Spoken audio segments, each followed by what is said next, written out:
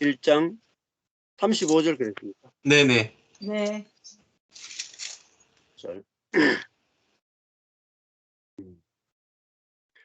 또 이튿날 요한이 자기 제자 중 2사람과 함께 섰다가 예수의 다니심을 보고 말하되, 이때 사도 요한은 굉장히 유명한 사람이었고 유대 사람들이 다 알 정도로 굉장히 센세이션을 일으키는 그런 일을 하고 있었고, 굉장히 어떻게 보면 우리로 치면 굉장히 성공한 목회자입니다. 어떻게 보면 대형교회 목회자라고 할 수 있어요. 대형교회 목회자. 비유로 한다면. 근데 예수님은 뭡니까? 예수님은 이제 개척교회 막 시작. 대형교회 목사와 개척교회 목사. 이렇게 비유로 들면은 이 성경 본문이 아주 생생해요. 근데 그냥 이렇게 읽어가지고는 우리 속에 감이 안 오거든요. 감이. 그러니까 또 이튿날 대형교회 목사 요한 목사가 자기 제자 중 2사람과 함께 섰다가 개척교회 예수 목사의 다니심을 보고 말하되 하나님의 어린 양이로다. 이렇게 되죠. 보라, 하나님의 어린 양이로다. 근데 이때 세례 요한이 외칠 때도 사실 세례 요한도 예수님을 하나님의 어린 양이다 외쳤지만 지식이다, 지식. 자기가 무슨 말인지 모르고 한 거예요. 아직까지. 예수님이 하나님의 어린 양이라 할 때 예수님 어린 양은 뭡니까? 재물이잖아요. 재물. 어린 양은 미련하고 약하잖아요. 미련하고 약한 것이고 또 미련하고 약해야 재물이 될 수 있습니다.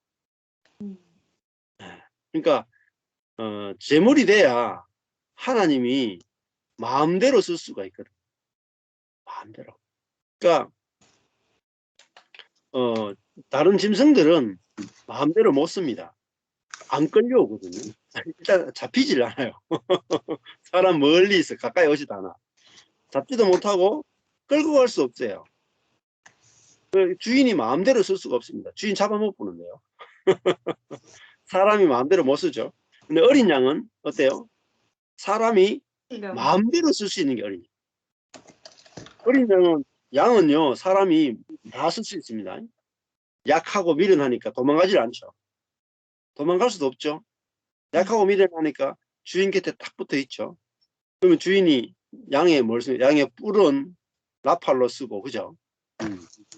양의 그 털은 또 다 깎아가지고 사람들이 옷을 만들거나 천막을 만드는 데 쓰죠. 그 다음에 또 양의 젖이 나오면 그거 우유나 버터를 만들어가 먹고, 또 양의 고기는 죽여가지고 사람의 그 단백질 보충을 위해 쓰고, 사실 양은 주인을 위해서 모든 걸 다 내놓잖아. 모든 걸 다 내놔. 그리고 이 목자가 이끄는 대로 끌려가잖아요. 네. 그러니까 다루기가 너무너무 쉽단 말이야, 양을 다루기. 그래서 목자는 어린 양을 위해서 목숨을 바친다. 그래서 이 목자에게 너무너무 필요하고 절대적인 필요가 양이잖아요. 그래서 목자는 양을 위해서 목숨을 바치고 또 양은 목자를 위해서 자기 목숨을 바치는, 서로가 서로에게 목숨을 바치는 관계죠. 그렇죠? 네. 그러니까 목자와 양은 서로가 서로에게 목숨을 바칩니다. 목자도요, 직업 중에 제일 천한 직업이 목자예요. 이스라엘에서 제일 천한 직업, 제일 약한 직업, 제일 무가치한 직업이 목자. 그 집안에서 가장 아들이 8명 태어나면은 제일 못난 놈에게 목축, 이 양을 돌보는 일을 시켜요. 그래서 다윗이 목동이었다 하는 것은 그 집안에서 제일 가망성이 없는 놈이 있는 것입니다. 8번째. 8번째니까 7수 완전수를 넘어갔잖아요.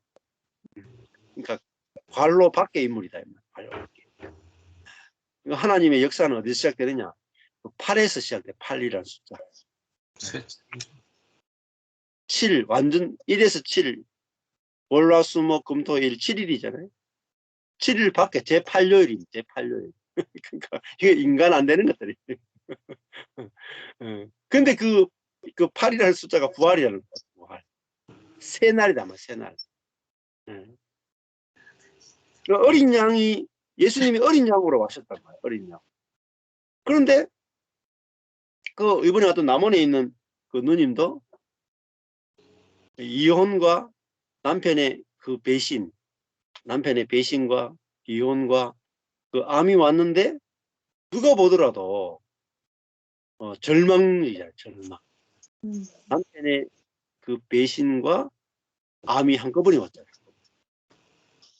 그런데 그 사건을 통해서 자기가 뭐가 돼? 어린 양이 된 거죠. 어린 양이. 자기의 모든 능력이 다 없어지고 지혜가 없어지고, 이야, 아무것도 아니구나.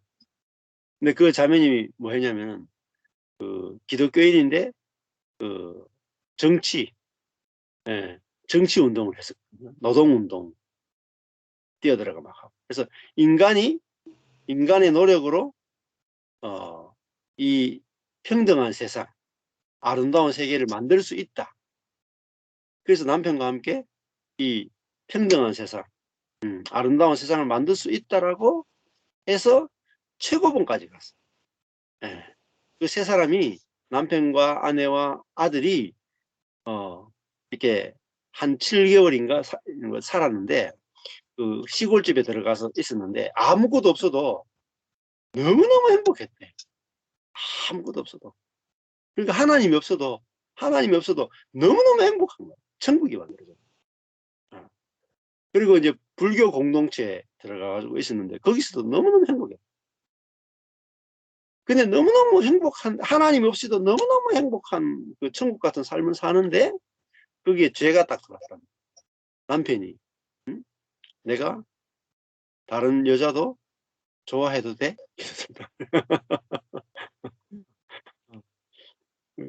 그러니까 나는 온 만유를 다 사랑할 수 있다고 생각이 들었을 때, 그때 자기가 갖고 생각이, 나는 모든 사람을 다 사랑할 수 있어. 모든 사람을 다 받을 수 있어. 이렇게 생각했대요. 근데 남편이 그 모든 사람을 사랑할 수 있으면 우리가 왜 또 내가 한 여자만 사랑해야 돼. 더 많은 여자를 사랑하면 또 얼마나 더 좋아. 자기 옆에 보니까 불쌍한 여자가 있더래, 과부. 근데 얘가 너무 불쌍한 거라. 내가 내 마누라만 사랑해, 내 이 큰 사랑을 가지고 내 마누라만 사랑하는 것은 너무 시간 낭비가 아닐까.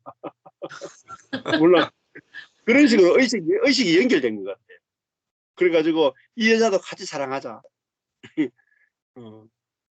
그래 됐는데 이 자매님이 머리로는 그래 뭐 저 불쌍한 여자 같이 사랑하면 얼마나 좋아. 머리로는 이해가 되는데 가슴으로는 도저히 안 받아. 그걸 보면서 사람으로는, 인간의 사랑, 인간의 노력으로는 안 되는구나.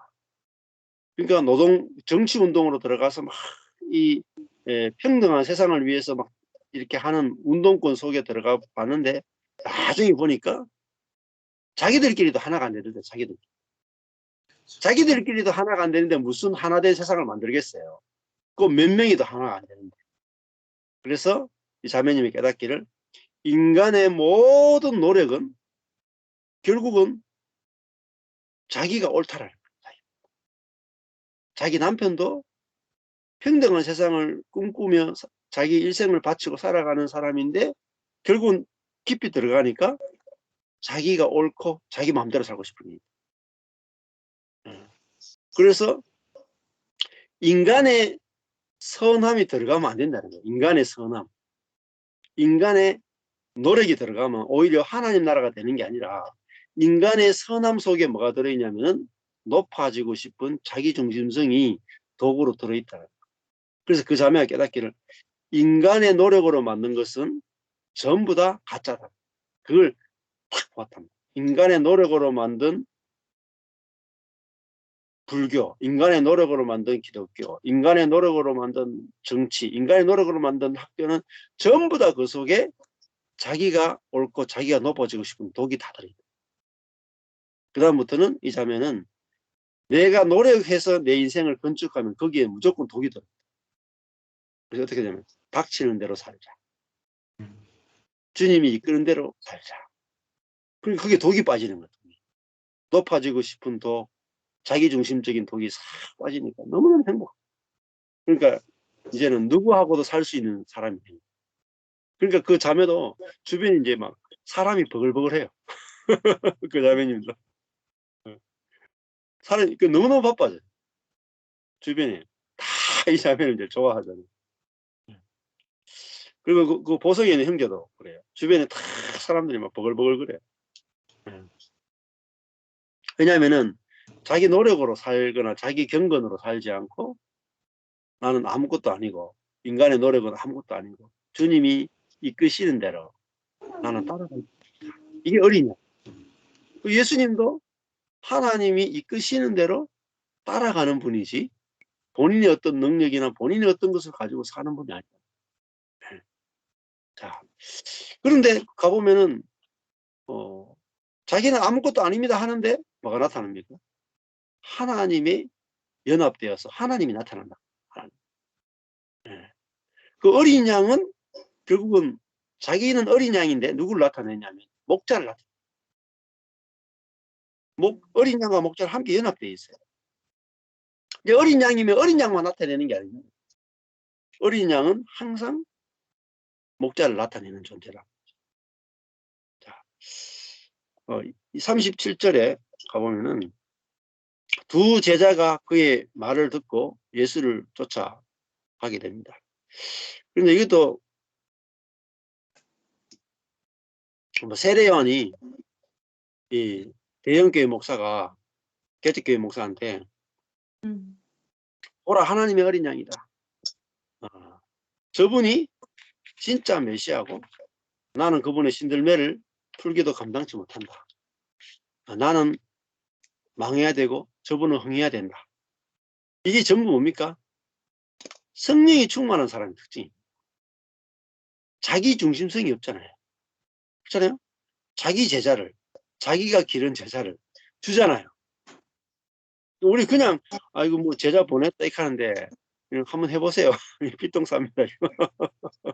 제가 해봤잖아요. 제가. 네? 그러니까 내 경건이나 내 마음과 내 노력으로는요. 내 안에 있는 자기 중심성을 못 이깁니다. 아니 예수님이 제자들 한 명이라도 데려와야 되지. 내가 기른 제자를 어떻게 두겠습니까?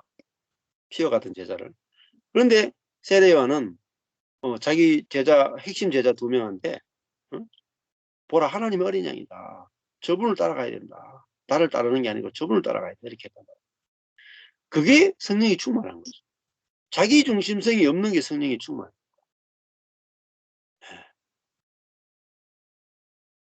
그래서 내가 아무것도 아니어야지 자기 중심성이 없어지지. 내가 뭐 조금이라도 뭐 되면요. 바로 자기 중심성이 나타나는 거죠. 자, 이게 그래서 내가 성령이 충만한 거 아닌가는 뭐로 이렇게 알 수 있습니까? 사도행전에 보면은 집사를 뽑을 때 필수 조건이 믿음과 성령이 충만. 믿음과 성령이 충만한 데를 뽑았어요. 우리는 성령이 충만한 것을 뭐로 교회에서 저 사람 성령이 충만하다 하면 뭘 봅니까? 열심히 충만하다. 열심. 그죠? 열심, 헌신, 헌금. 안 그렇습니까? 기도 생활. 이런 본인의 어떤 것이 나오는 것을 성령 충만이라고 우리는 정의하고 있죠. 그게 아닙니다. 성령 충만이라고 하는 것은 자기는 아무것도 아니고 주님만 영광을 받으시는 사람이 성령이 충만한 사람이죠. 그래서 자기 것이 없는 거예요. 성령이 충만한 사람. 그래서 그 바나바 같은 경우에는 자기 것을 하지 않고 밭을 사도들 앞에 내놓잖아요. 자기 것이 없단 말이에요. 그게 성령이 충만한. 내 교회가 없단 말이에요. 내 교회가. 그 밭을 내놨단 말이에요. 바치기도 하지만 자기 것이 없는 거예요. 내 교회가 없는 거라. 내 목회가 없는 거라. 그러니까 성령이 충만한 사람만이 그걸 내놓을 수 있어요. 그 세례 요한은 자기 두 제자를 내놨단 말이에요. 핵심 제자를. 예수님, 저분을 따라가라. 나를 따르지 말고 나는 아무것도 아니다. 저분을 따라가라. 자기가 아무것도 아니니까 되는 거잖아. 내가 뭐라도 되면은 절대로 내놓을 수 없어요. 내가 아무것도 아니니까. 나를 따라봤자 아무것도 없다. 나는 성령이 나를 통해 하는 거지. 성령이 떠나면 나는 아무것도 아니다. 저분을 따라가라. 저분에게 지금 성령이 머물고 있다. 주님이 지금 저분을 쓰신다. 네가 저분을 따라가는 것이 하나님 나라에게 더 유익이 된다. 나를 따르는 거. 나는 이제 끝났다. 이게 성령의 충만이잖아요. 자기 것을 챙기는 게 없단 말이에요. 내 공동체, 세례요한 공동체, 세례요한 교회, 이걸 챙기는 게 없는 거예요. 자기 교회를 챙기는 게 없어요.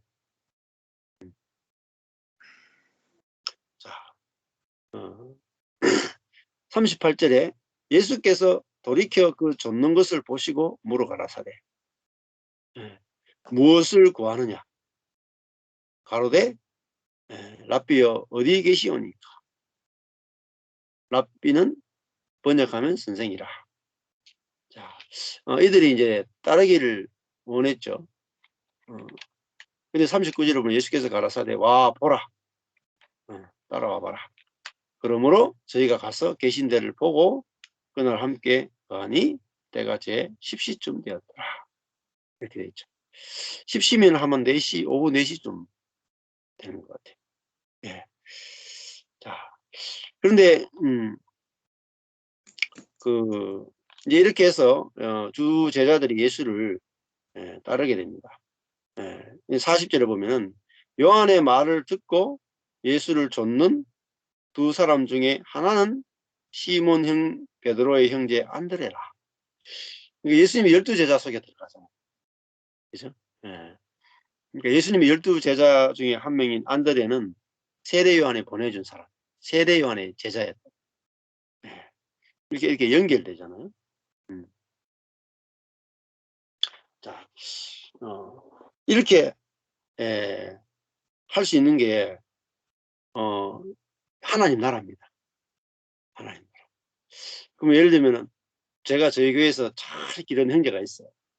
잘 기른 형제가 있는데 제가 보니까 저기 정대성 목사님이나 또 박수일 목사님 보면서 우리 교회에 있는 것보다 저 교회에 가서 섬기는 것이 훨씬 좋겠다. 그래서 이렇게 보내주는 거 똑같아요.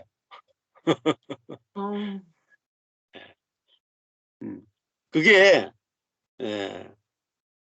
우리 육신으로는 안 된다.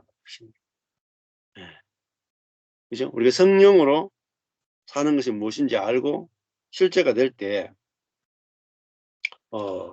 지금 세례 요한이 자기의 제자를 예수의 제자로 기쁘게 보내잖아요. 기쁘게. 자, 이게 바로 진짜 하나님 나라라고 할 수가 있겠죠. 41절에 그가 먼저 자기의 형제 시몬을 찾아 말하되 우리가 메시아를 만났다 하고 메시아는 번역하면 그리스도라. 그래서 이 안드레가 또 베드로를 전도하잖아요. 자기 형제 시몬을 찾아 말하되 우리가 메시아를 만났다 하고 메시아는 번역하면 그리스도라. 그러니까 이 메시아를 소개해 준 사람이 세례 요한이잖아요. 세례 요한에 의해서 안드레가 예수께 가고 안드레가 다시 시몬에게 복음을 전하는 이게 연결고리로 계속 연결이 이렇게 되는데 결국은 베드로와 안드레 아주 예수님의 제자 중에 핵심 제자들이 이 세례 요한을 통해서 흘러 들어오는 것을 우리는 볼 수가 있습니다. 그 교회에는 결국은 저도 하나님이 저한테 가르쳐 주신 것도 저는 이제 성경적인 교회를 비전을 받았고 성경적인 사도행전의 교회에 대한 꿈 때문에 교회를 개척하게 됩니다. 사도행전의 교회는 어떤 교회냐? 저는 제자 훈련을 열심히 해서 사도행전에 나타나는 모든 기적도 나타나고 함께 자기 것을 하지 않는 공동체가 되어져. 이런 또 영향력이 있는 그런 교회라고 생각했거든요. 근데 하나님이 이제 저한테 12년 만에 교회를 이렇게 쪼개면서, 교회를 탁 쪼개시면서 저한테 가르쳐 주신 게 뭐냐면은, 어, 내가 죽지 않으면은,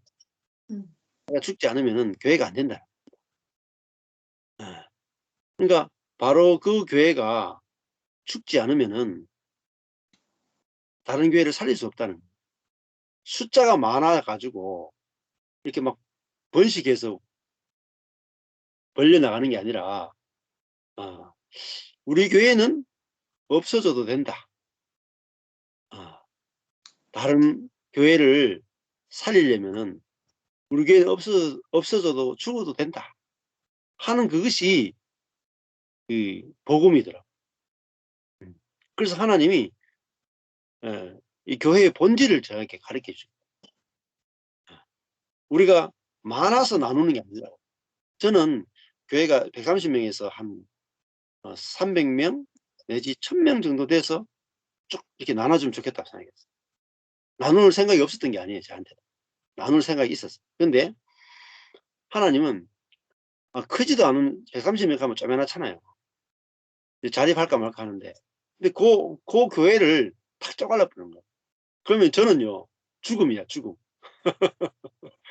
근데 한 1000명 됐을 때 안 오면은 내가 위신이 생깁니다. 1000명이 되면, 야, 나는 막 세교회 쫙 이게 멋있게 이렇게 착 나눠줬다. 이야, 막 얼마나 높아지겠어요? 주변에 막 광채가 나고 막, 이야, 저 목사님 대단하다 이렇게. 근데 그 130명에서 교회도 2개로 나눠진 것도 아니고 4개로 나눠진. 남는 게 없어요, 남는 게. 그러니까 저를 자랑하고 싶어도 자랑할 게 없는 거예요. 완전히 망해버린. 이 교회가 망해버린 거예요. 그러니까 제가 자랑할 수 없도록 만들었거든요. 자랑할 수 없도록. 근데 4개가 된 거예요. 그걸 보면서, 야, 하나님 하시는 일은 이렇구나 알게 됐어요. 예. 그 내가 죽어야 살리는 거예요. 바로 그는 개인적인 뿐만 아니라 교회도 자기 교회가 죽어야 옆에 있는 교회를 살리죠. 내가 그냥 선행으로 도와서는 안 해요. 그냥 내가 1000명 돼가지고 나누어 주는 건 선이잖아요, 선. 나는 안 죽고 내 자아가 선을 행하는 거야, 선을. 저는 죽지 않고 내 자아가 선을 행하는 교회가 되기를 원해요. 근데 주님은 선을 행하는 교회가 아니라 죽고 다시 사는 교회가 되기를 원해요. 완전히 다른 개념이었어요. 그래서 야, 그걸 제가 깨닫게 되면서, 그러면 우리 교회 죽는 게 당연하지. 우리 교회가 죽어서 새 교회를 만들어낼 수 있다면 주님 잘 하셨습니다. 그게 진짜 교회의 본질이라면 주님 잘 하셨습니다. 그러니까 후회가 없게 되더라고요.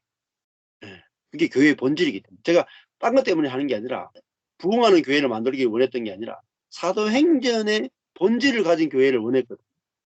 근데 그거는 제가 본질이 뭔지도 알지도 못했고, 하나님이 저희 교회를 탁 쪼개고 망하게 하시면서 그 본질을 딱 보게 하는 거예요. 예수님이 오셔가지고 선을 행한 게 아니잖아요. 예수님 오셔가지고 행하신 것은 자기가 죽음으로 우리를 살렸지, 예수님이 선을 행해서 우리를 살리는 게 아니잖아요. 죽어야만 우리를 살리는 거죠. 그러니까 사역도, 교회도, 내 교회가 죽어야 살리는 일을 할 수 있지, 내 교회가 막 커서 남을 돕는 것은 전부 다 선을 행하는 거다. 그거는 살리는 게 못해. 열등감만 주죠. 우리 교회는 우월감을 느끼죠. 우리가 너희 교회를 개척했지 않느냐, 응? 도와줬지 않느냐. 우리는 우월한 교회고 너희는 열등한 교회다. 이렇게 되는 거죠. 근데 저희 교회가 막 찢어져가 팍싹 망해버리고 다른 교회들이 이렇게 지금 새 교회가 아주 잘 서가 있거든요. 우리가 우월하다고 말할 수 없어. 너희들이 더 우월하다. 저는 그래요. 아니, 제자들이 목회 더 잘해요. 그러니까 내가 열등하고 너희들이 우월하다. 그게 하나님의 방법이다. 야, 근데 그걸 알게 되니까 그것도 기뻐하게 되더라고요.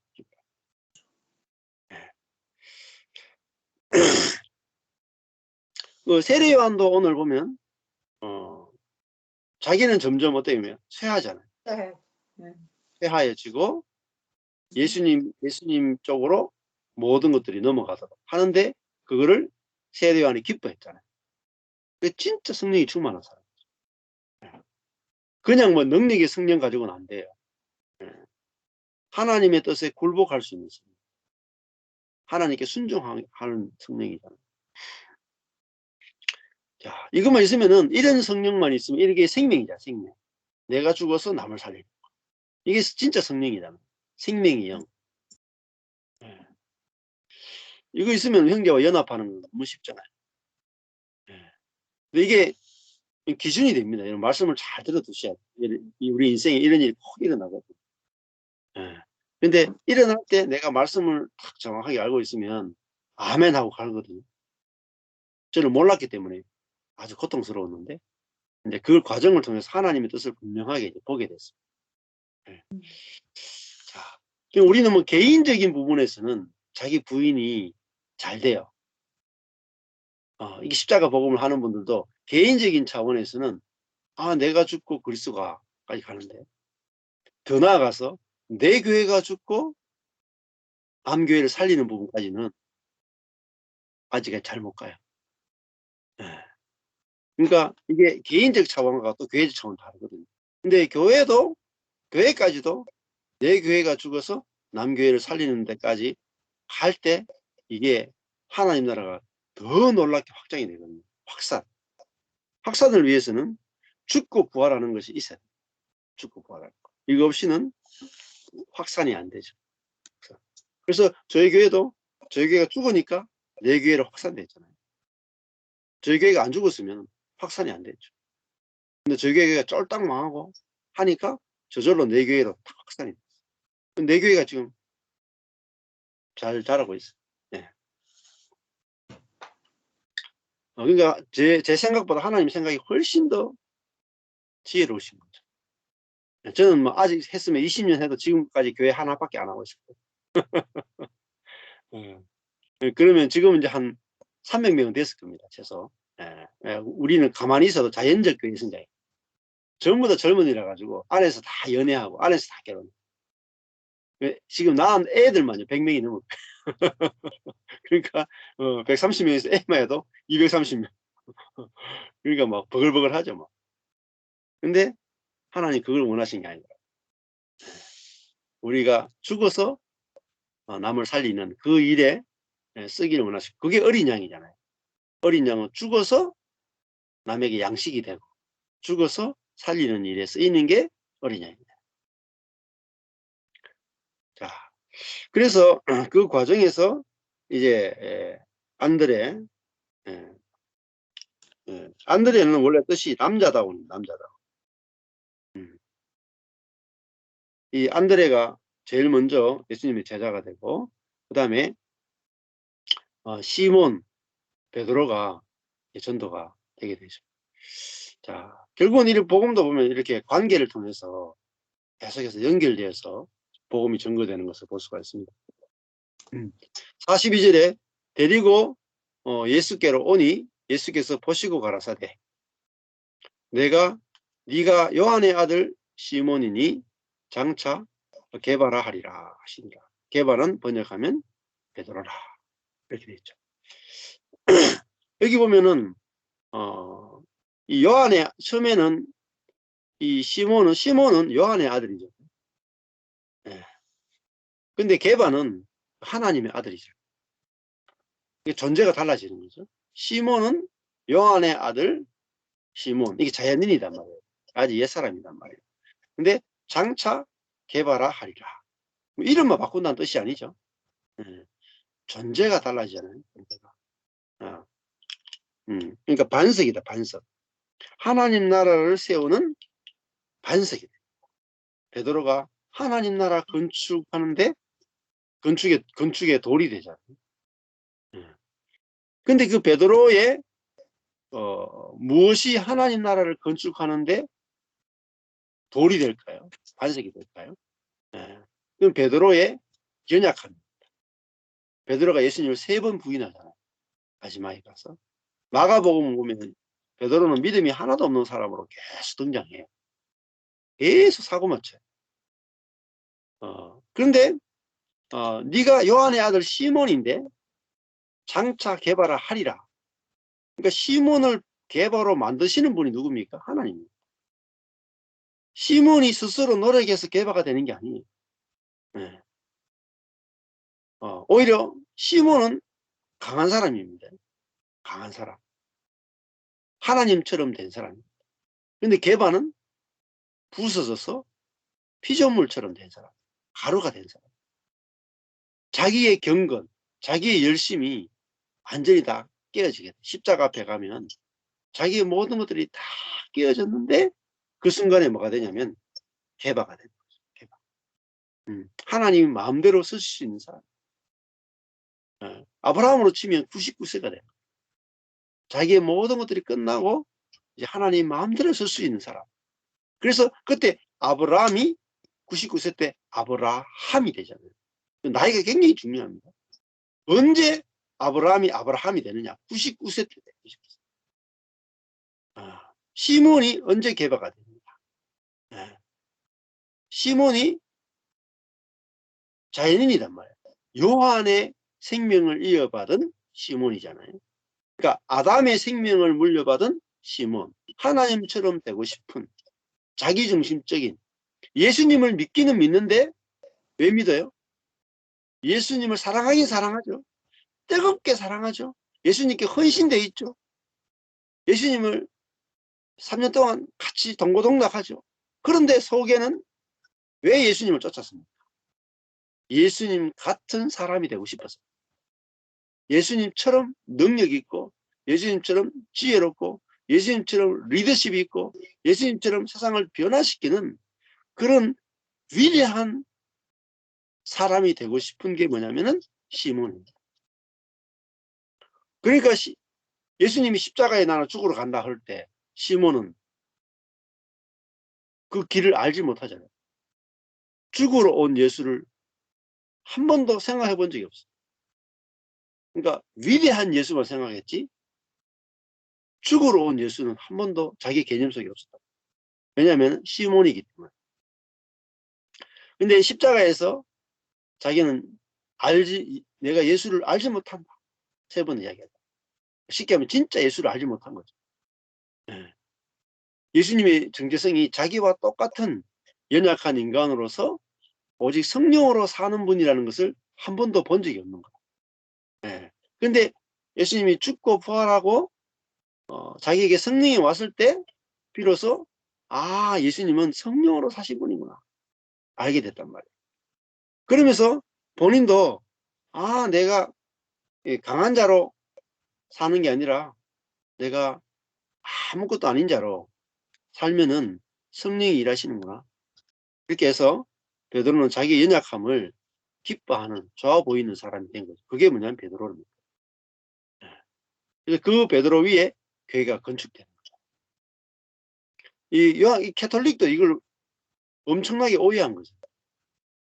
캐톨릭의 그 핵심은 교황이거든요.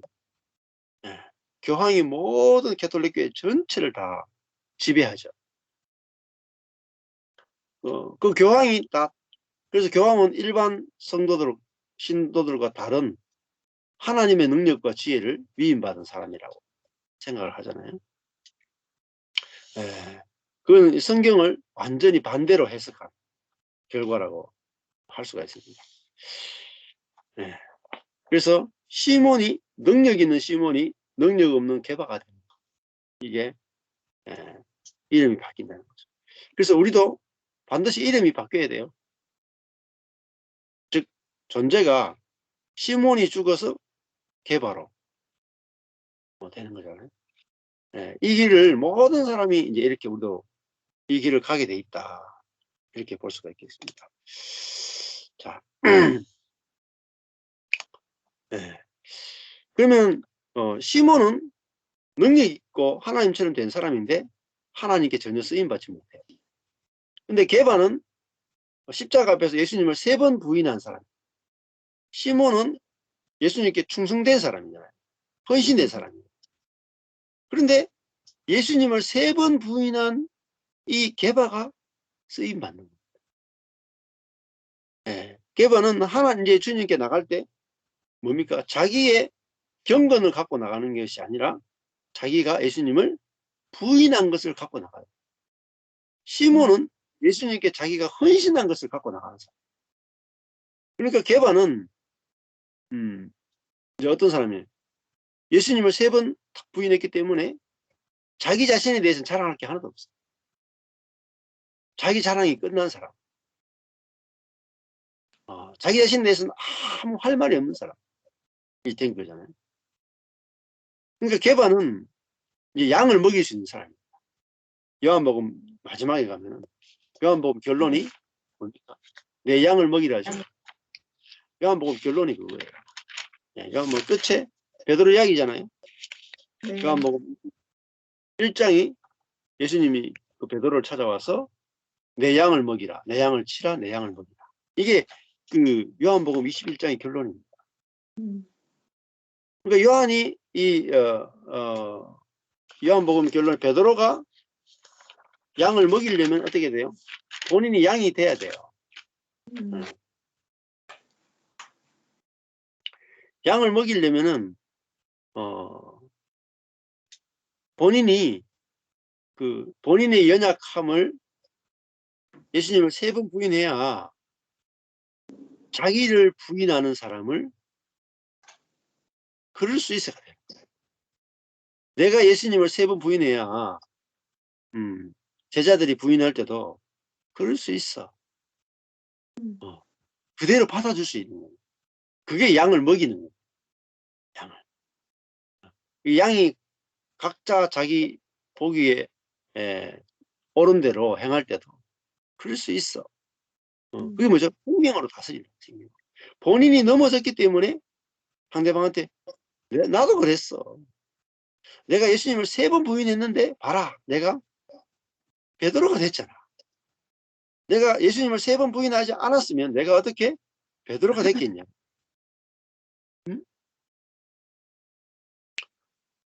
그러니까 그 예수님을 3번 부인하는 그 연약함, 그 예수님을 배반하는 그것 때문에 베드로는 이 시몬에서 베드로로 바뀔 수 있어. 그러니까 베드로는 자기가 예수님을 3번 부인한 것에 대해서 어때요?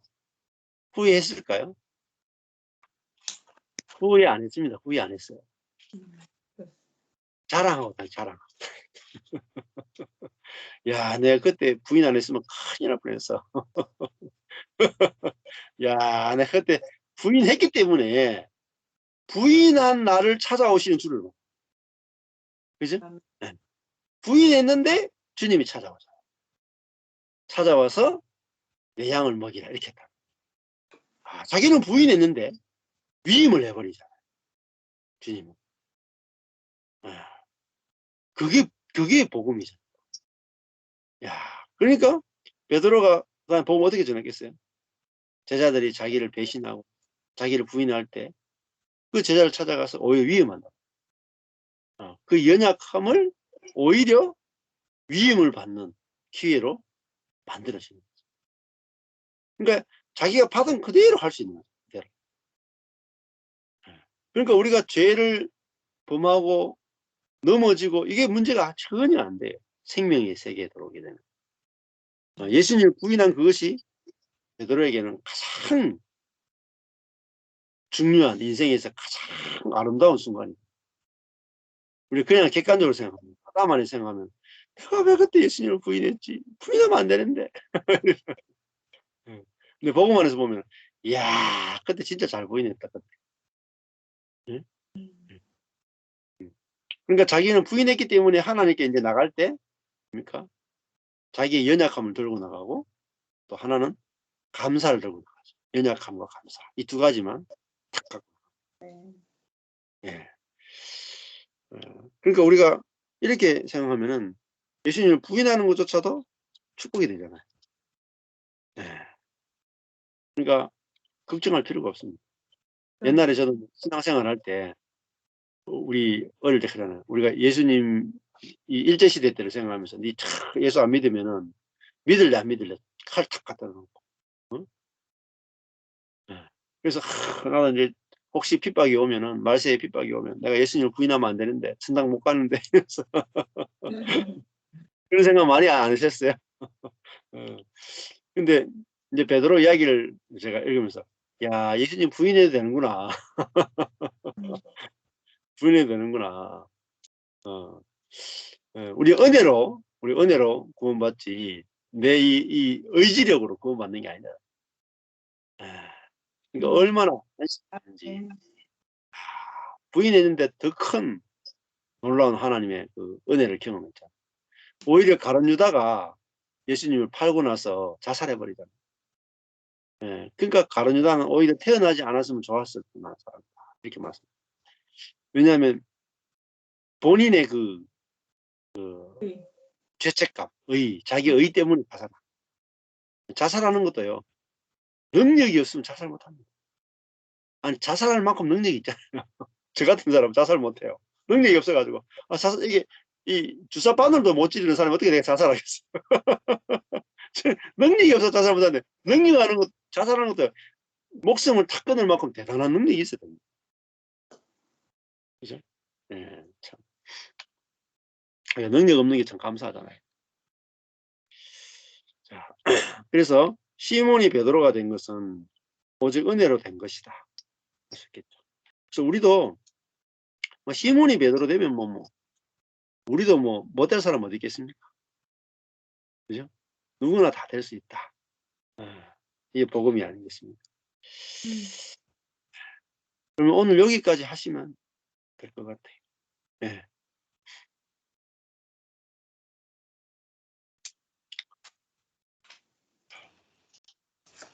오늘 했던 것 중에서 나누고 싶은 거 있으면 나눔하시면 되겠습니다. 네.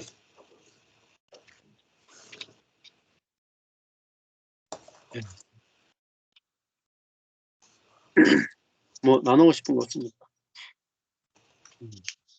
근데 저는요, 연합이 그렇게, 진짜, 사람들이 이렇게 모였다가도 깨지고 갈라지고 할 때 보면은, 그게 내가 잘났을 때 깨지더라고요, 되게 보면. 네. 네. 근데 그게, 사단이 이렇게 틈을 타는 거고, 사단은 그 깨지는 거를 보고, 진짜 그게 하나님을 기쁘게 하는 게 아니라 이 사람들의 갈라지는 거가 아픔일 것뿐만이 아니라 그게 영적인 배경이 있구나. 그게 좀 새로웠어요, 오늘 제가 들으면서. 그리고 그러니까 사실은 이렇게 뭐 지는 거가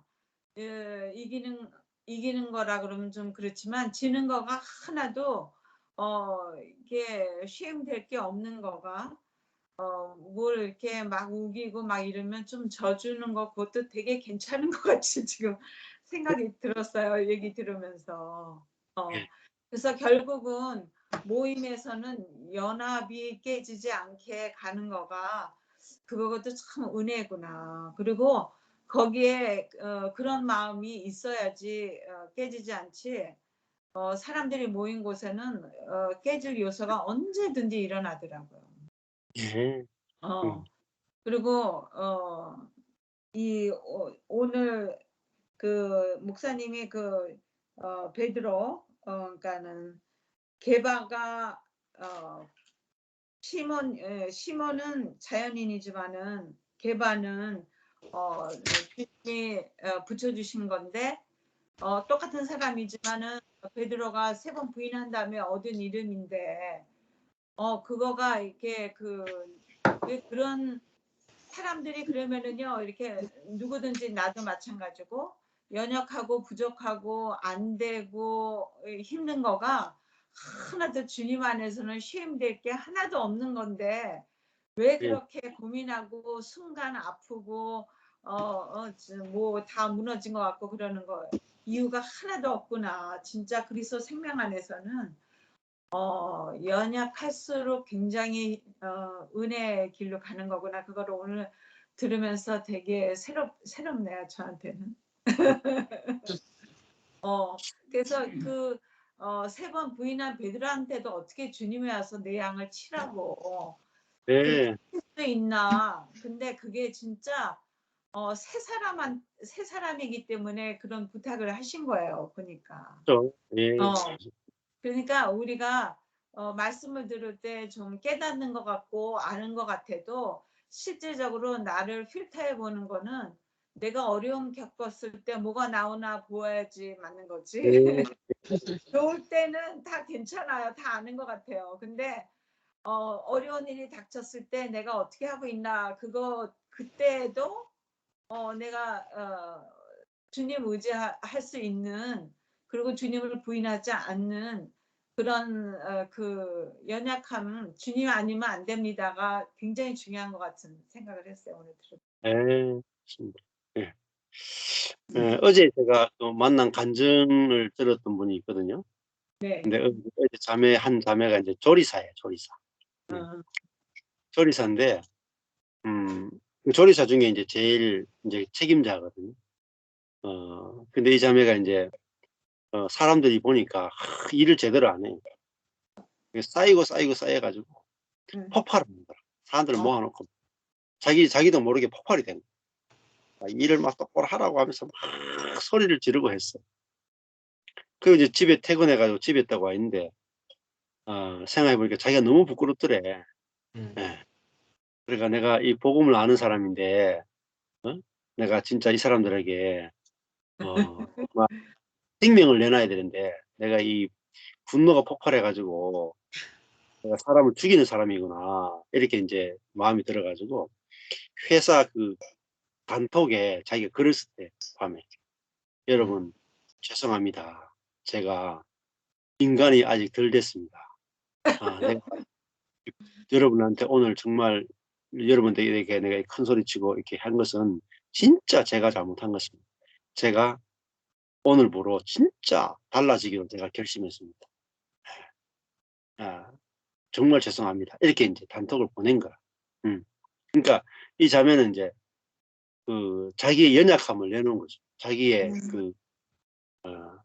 그 죄를 하나님 앞에만 내놓는 게 아니라 다른 사람들 앞에 자기의 죄를 이렇게 탁 이야기한 거예요. 그 대단한. 예, 그렇죠. 대단한 거죠. 그래가 이제 아침에 그 다음날 아침에 딱 출근을 했어. 출근하니까요. 사람들이 몰려와 가지고요. 아이고 우리가 잘하겠습니다. 전부 다 아이고 진짜 우리가 잘못했는데 왜 그렇습니까? 하면서 막 전부 다 사람들 오히려 반대로 사람들이요 바뀌어보더래요. 자기가 내가 잘못했습니다 딱 하는 순간에요. 자기 밑에 있던 사람들이 아닙니다. 내가 잘못했습니다. 다 바뀌어. 그러니까 내가 잘하고 있습니다 하니까 밑에 사람은 나도 잘하고 있습니다. 그대로. 내가 옳습니다 하니까 밑에 사람도 다 내가 옳습니다. 그래 부딪혀가지고 본인이 팍 깨지니까. 그러니까 아이고 내가 옳다라는 게 이게 진짜 이거 진짜 연합을 깨네. 그래서 자기가 잘못했다는 걸 탁 내놨거든.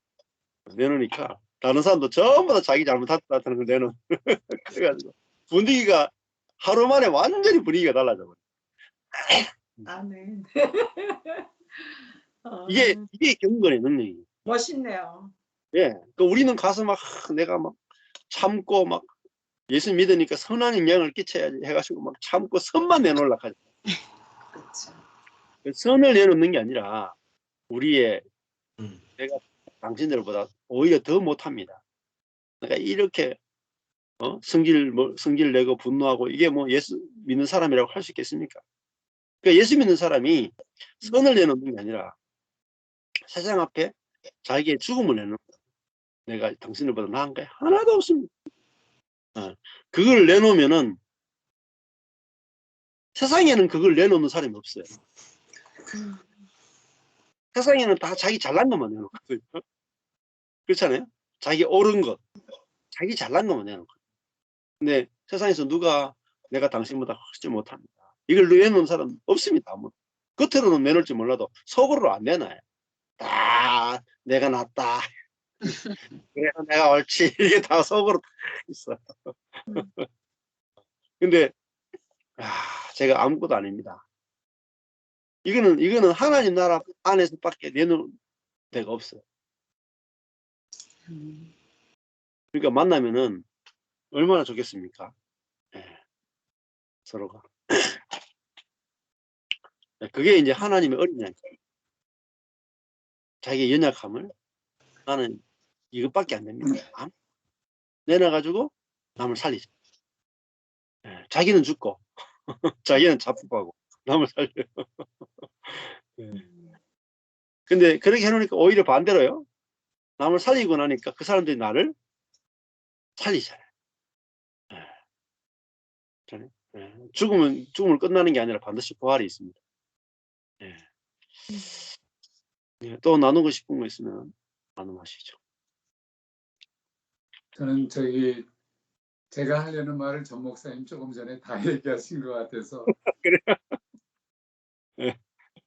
또 비슷한 얘기가 될런지 모르겠는데요. 제가 엊그저께 저희 가족들하고 패밀리 타임에 있는데 그 큰딸이 이번에는 주제를 내놓는 순서라 큰딸이 뭐를 얘기했느냐면 아빠 생일을 맞아서 너희들이 아빠에게 할 말이 있는 것들이 뭔지 연약함은 얘기 안 하고 아빠에 대해서 느끼는 거를 얘기를 했으면 좋겠다는 식으로 이제 얘기가 돌아갔어요. 근데 이제 한 사람 한 사람 얘기하면서 자기네들이 느꼈던 아빠의 약한 점을 얘기한 사람 하나도 없었고요. 좋은 점만 드러내는데 제가 그것을 들으면서 이들에게 좀 은혜의 얘기를 좀 나눠줬으면 좋겠다는 그런 마음이 저의 안에 좀 있었어요. 그래서 제가 다른 누구도 다 저거 했지만 내가 솔직히 우리 아들에게 대해서는 내가 사랑한다고 하면서 어떤 그 사랑이 아들과 며느리의 입장을 생각지 않고 내가 아빠로서의 아들을 사랑한다라고 하는 그 표현이 때로는 지나쳤고 내가 그들의 관계를 생각지 않고 아빠로서의 그냥 일방적인 것을 얘기한 것 같다. 사랑한다고 얘기하면서도 어떤 면에서는 그 사랑이 아들과 며느리에게 오히려 기분을 상하게 만들 수가 있다라고 하는 것을 좀 깨달았다. 너무 미안하다 하는 식으로 얘기를 했어요. 근데 우리 아들이 그 말이 무엇인지를 금방 이해를 하더라고요. 왜냐하면 내가 항상 아들한테 늘 내가 요구하는 거는 뭐 이래라 저래라 사랑한다는 건데 그 우리 아들은 내가 아무리 좋은 말을 얘기해도 그 아들에게 맞지 않는 얘기를 한다는 거예요. 자기네들이 다 성숙했고 자기네들이 다 할 수 있는 그러한 얘기까지도 그것은 무시하고 아빠로서 그냥 막 눌러버리듯이 하는 그런 것은 자기들에게 사랑으로 느껴지지 않는다고 하면서 하여튼 그런 얘기를 했는데 좀 두서가 없는 얘기인 것 같아요. 지금.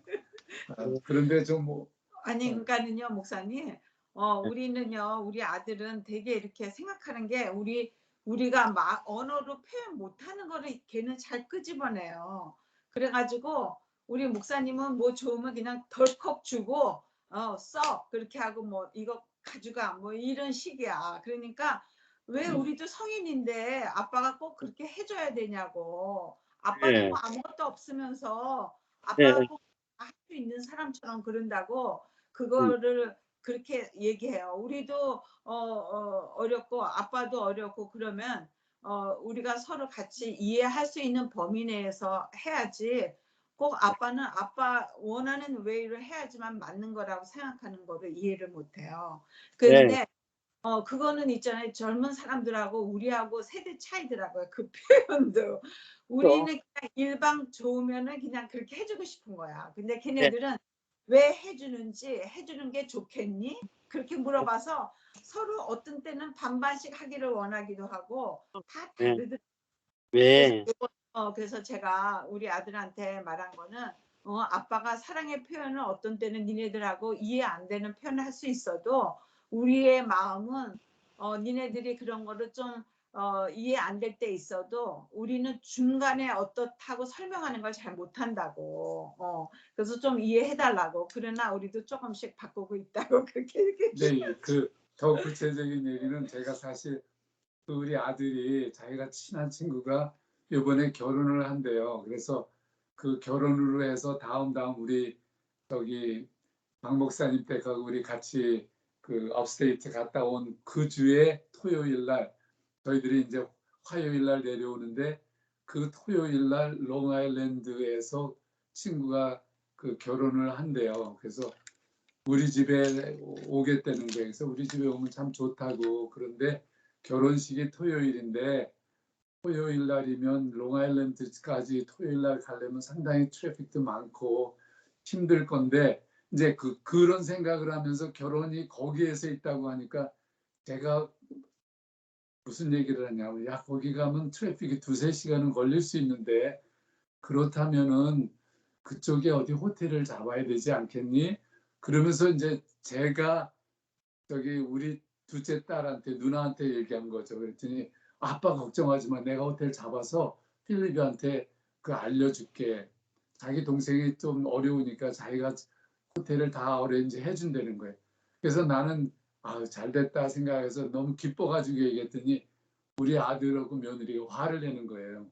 왜 그런 거를 호텔을 잡는 거를 자기네들이 해야지 왜 아빠도 돈이 없고 누나한테도 부탁을 하지 않았는데 왜 자기네들은 결정을 하나도 하지 않았는데 왜 그런 일들이 했느냐고 하면서 막 화를 내는 거예요. 그래서 이거 내가 전혀 생각지 않는 화를 뒤집어 씌는 것 같은 이상한 저거예요.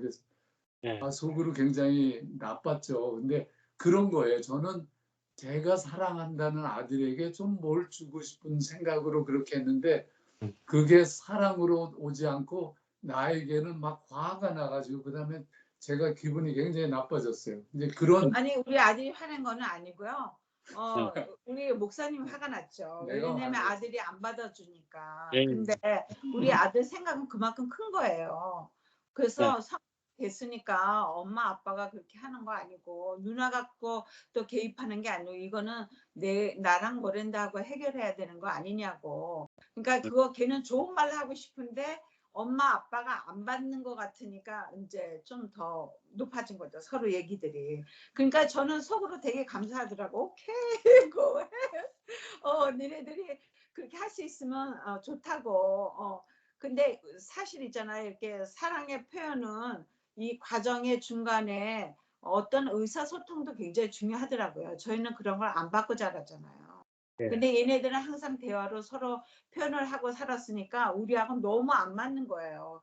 근데 혼자 있을 때는 다 일방적으로 통했는데 이제 며느리가 생기니까 서로 생각이 합류 둘이 똑같이 맞아야지 되고 우리도 거기에 끼려 그러면 쉽지 않고 그런 컨플릭트가 좀 있는 거죠. 사랑의 그러니까 표현도. 지금 우리 집사람이 얘기를 잘 설명했는데 사실 본론은 저의 연약함을 같이 나누려고 하는 표현 속에서 제가 그 부족한 거를 드러내려고 하는데 저는 오늘 말씀을 들으면서 하나님을 사랑하는 것처럼 이웃을 사랑하라고 하는 그 사랑은 표현을 하고 사랑은 알겠는데 오늘 본문에서의 내용은 하나님께 연약함을 가지고 나아갈 것처럼 사람에게도 나의 연약함을 하나님께 연약함을 가지고 나가는 것처럼 사람에게도 연약함을 가지고 나가야 된다는 그 부분이 제가 마음에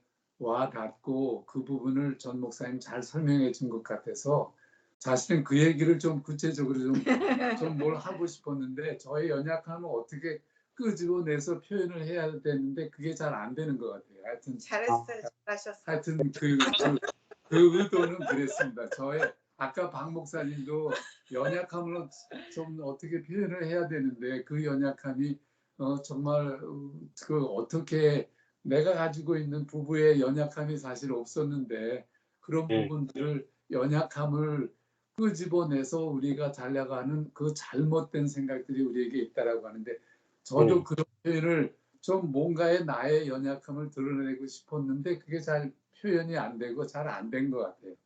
네. 얘기한 거는 어두움이구나 했을 때 그 연약함이 드러났다고 그랬어요. 잘하셨어. 근데 나도 그런 걸 좀 연약함을 드러내고 싶었던 거야. 연약함을 이게 창조해가 떨어내. 창조해가지고. 어떤 때는 말이 되는데 어떤 때는 잘 말이 안 돼요. 그냥 말이 그냥 정리가 안 돼요. 그러니까 그 예를 들면 아들하고 관계 안에서도 사랑은 상대방이 원하는 걸 주는 거잖아. 맞아요. 그러니까 내가 원하는 것을 주고 싶은 것도 사실 내 중심성이거든. 내가 상대방에게 호텔을 이렇게 해주고 싶다. 그러면 해줬단 말이에요. 그런데 그 사랑이라고 생각할 수 있잖아요. 근데 아들이 거절하니까 내가 어떻게 돼요? 사랑이 미움으로 바뀌잖아요. 네.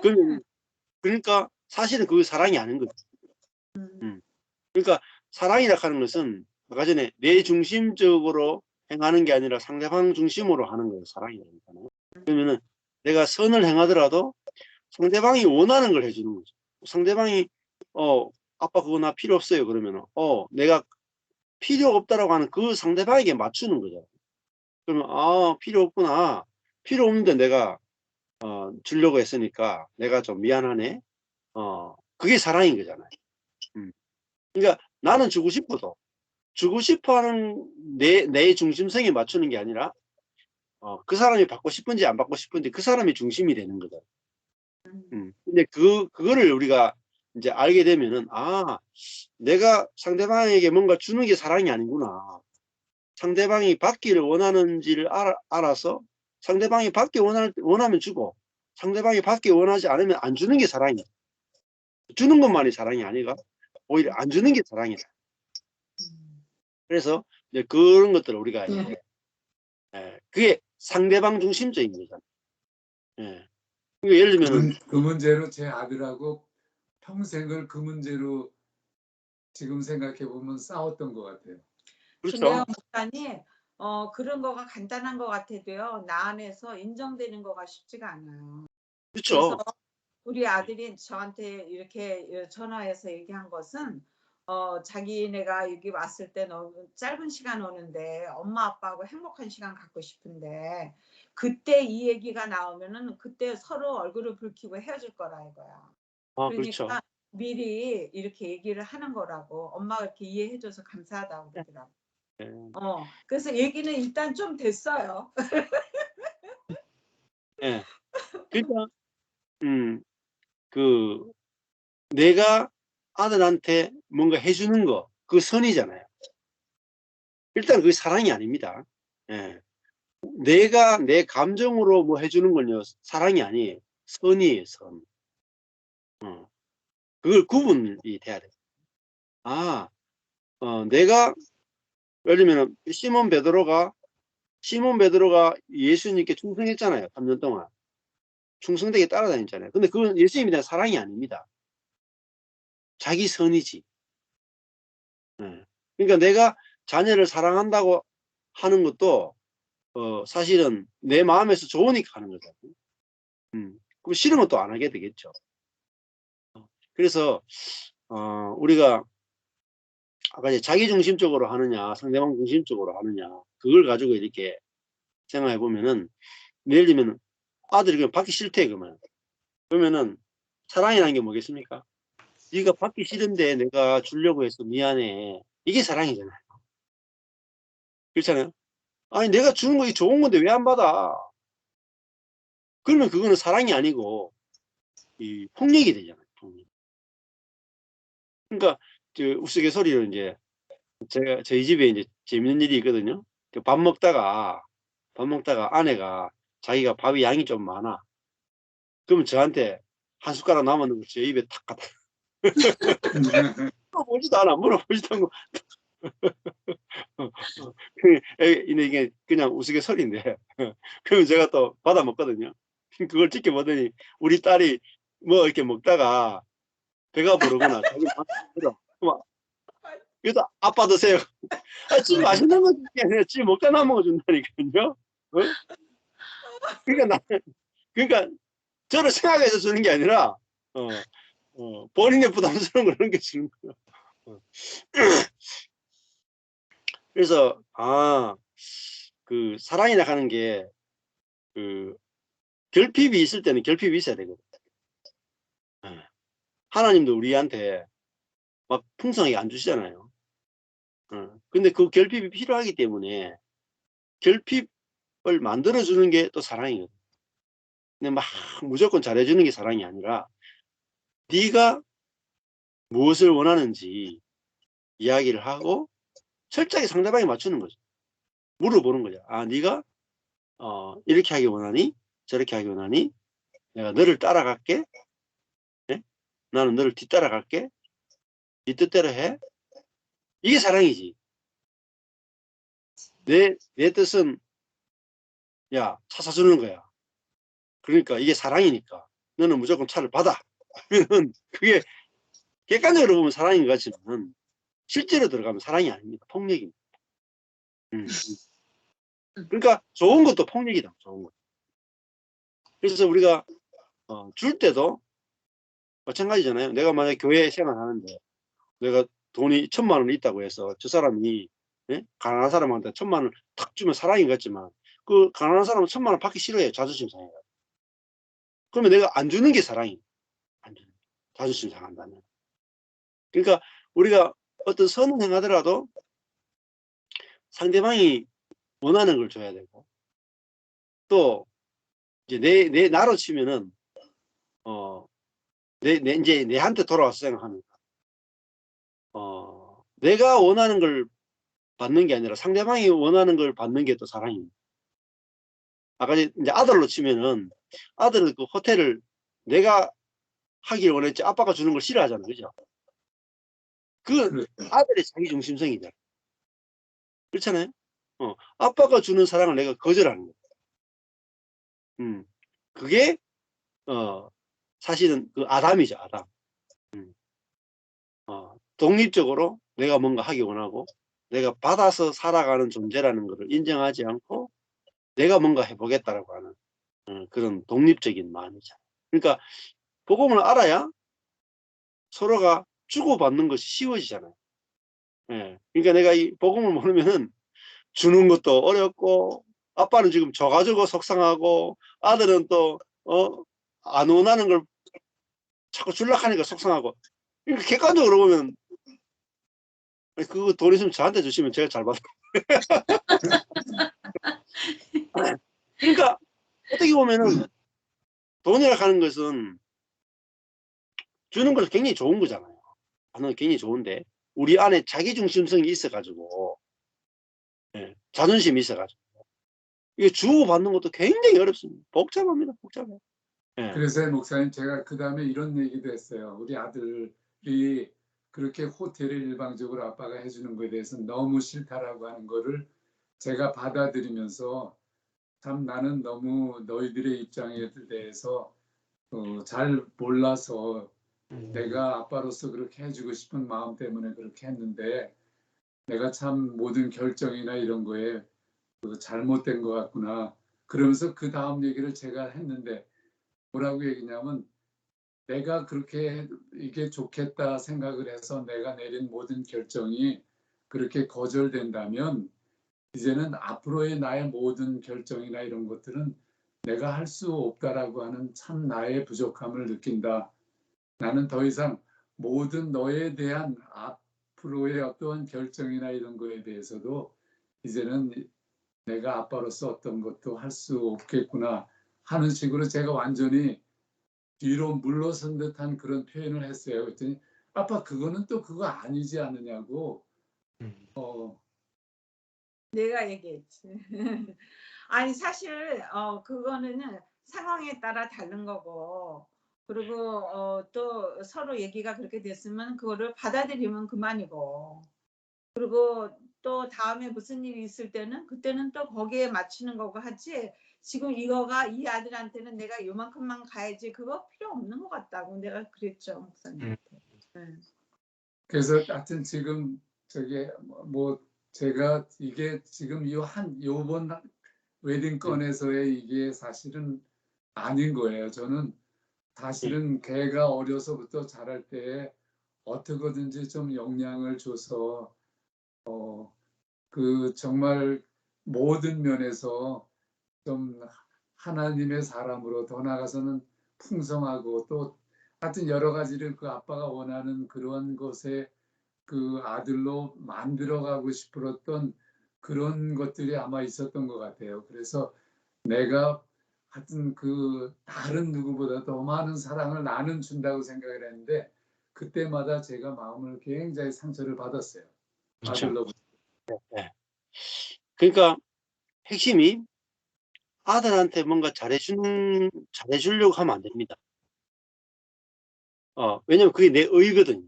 나는 네한테 이렇게 했다.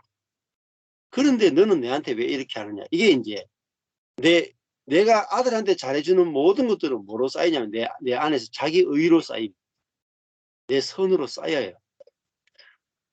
그게 사랑의 그 자연인의 사랑인데 그게 사랑의 방식이 잘못된 거죠. 그 사랑이라는 게 뭐냐면은 한마디로 하면은 내 뜻대로 말고 네 뜻대로 하자. 이게 사랑이에요. 이게 예수님이 겟세마네에서 내 뜻대로 마시고 아버지 뜻대로 하옵소서. 이게 예수님께 하나님께 내놓는 거죠. 그러면 내가 아들을 사랑한다는 건 뭐겠습니까? 아들에게 내가 뭔가 주는 게 아니에요. 주는 게 아니고 내 뜻대로 말고 네 뜻대로 하자. 이게 아들에 대한 사랑입니다. 그러면 애들이 얼마나 편하겠어요. 안 그렇습니까? 아빠를 만났는데 그래 네 뜻대로 하자. 네가 호텔을 예약하고 싶으면 하고 안 하고 싶으면 캔슬해도 돼. 내가 너한테 자동차를 사주고 싶은데 네가 원하면 받고 네가 원치 않으면 안 받아도 돼. 네 뜻이 중요해. 내 뜻이 중요하지 않고 네 뜻이 중요해. 이게 사랑입니다.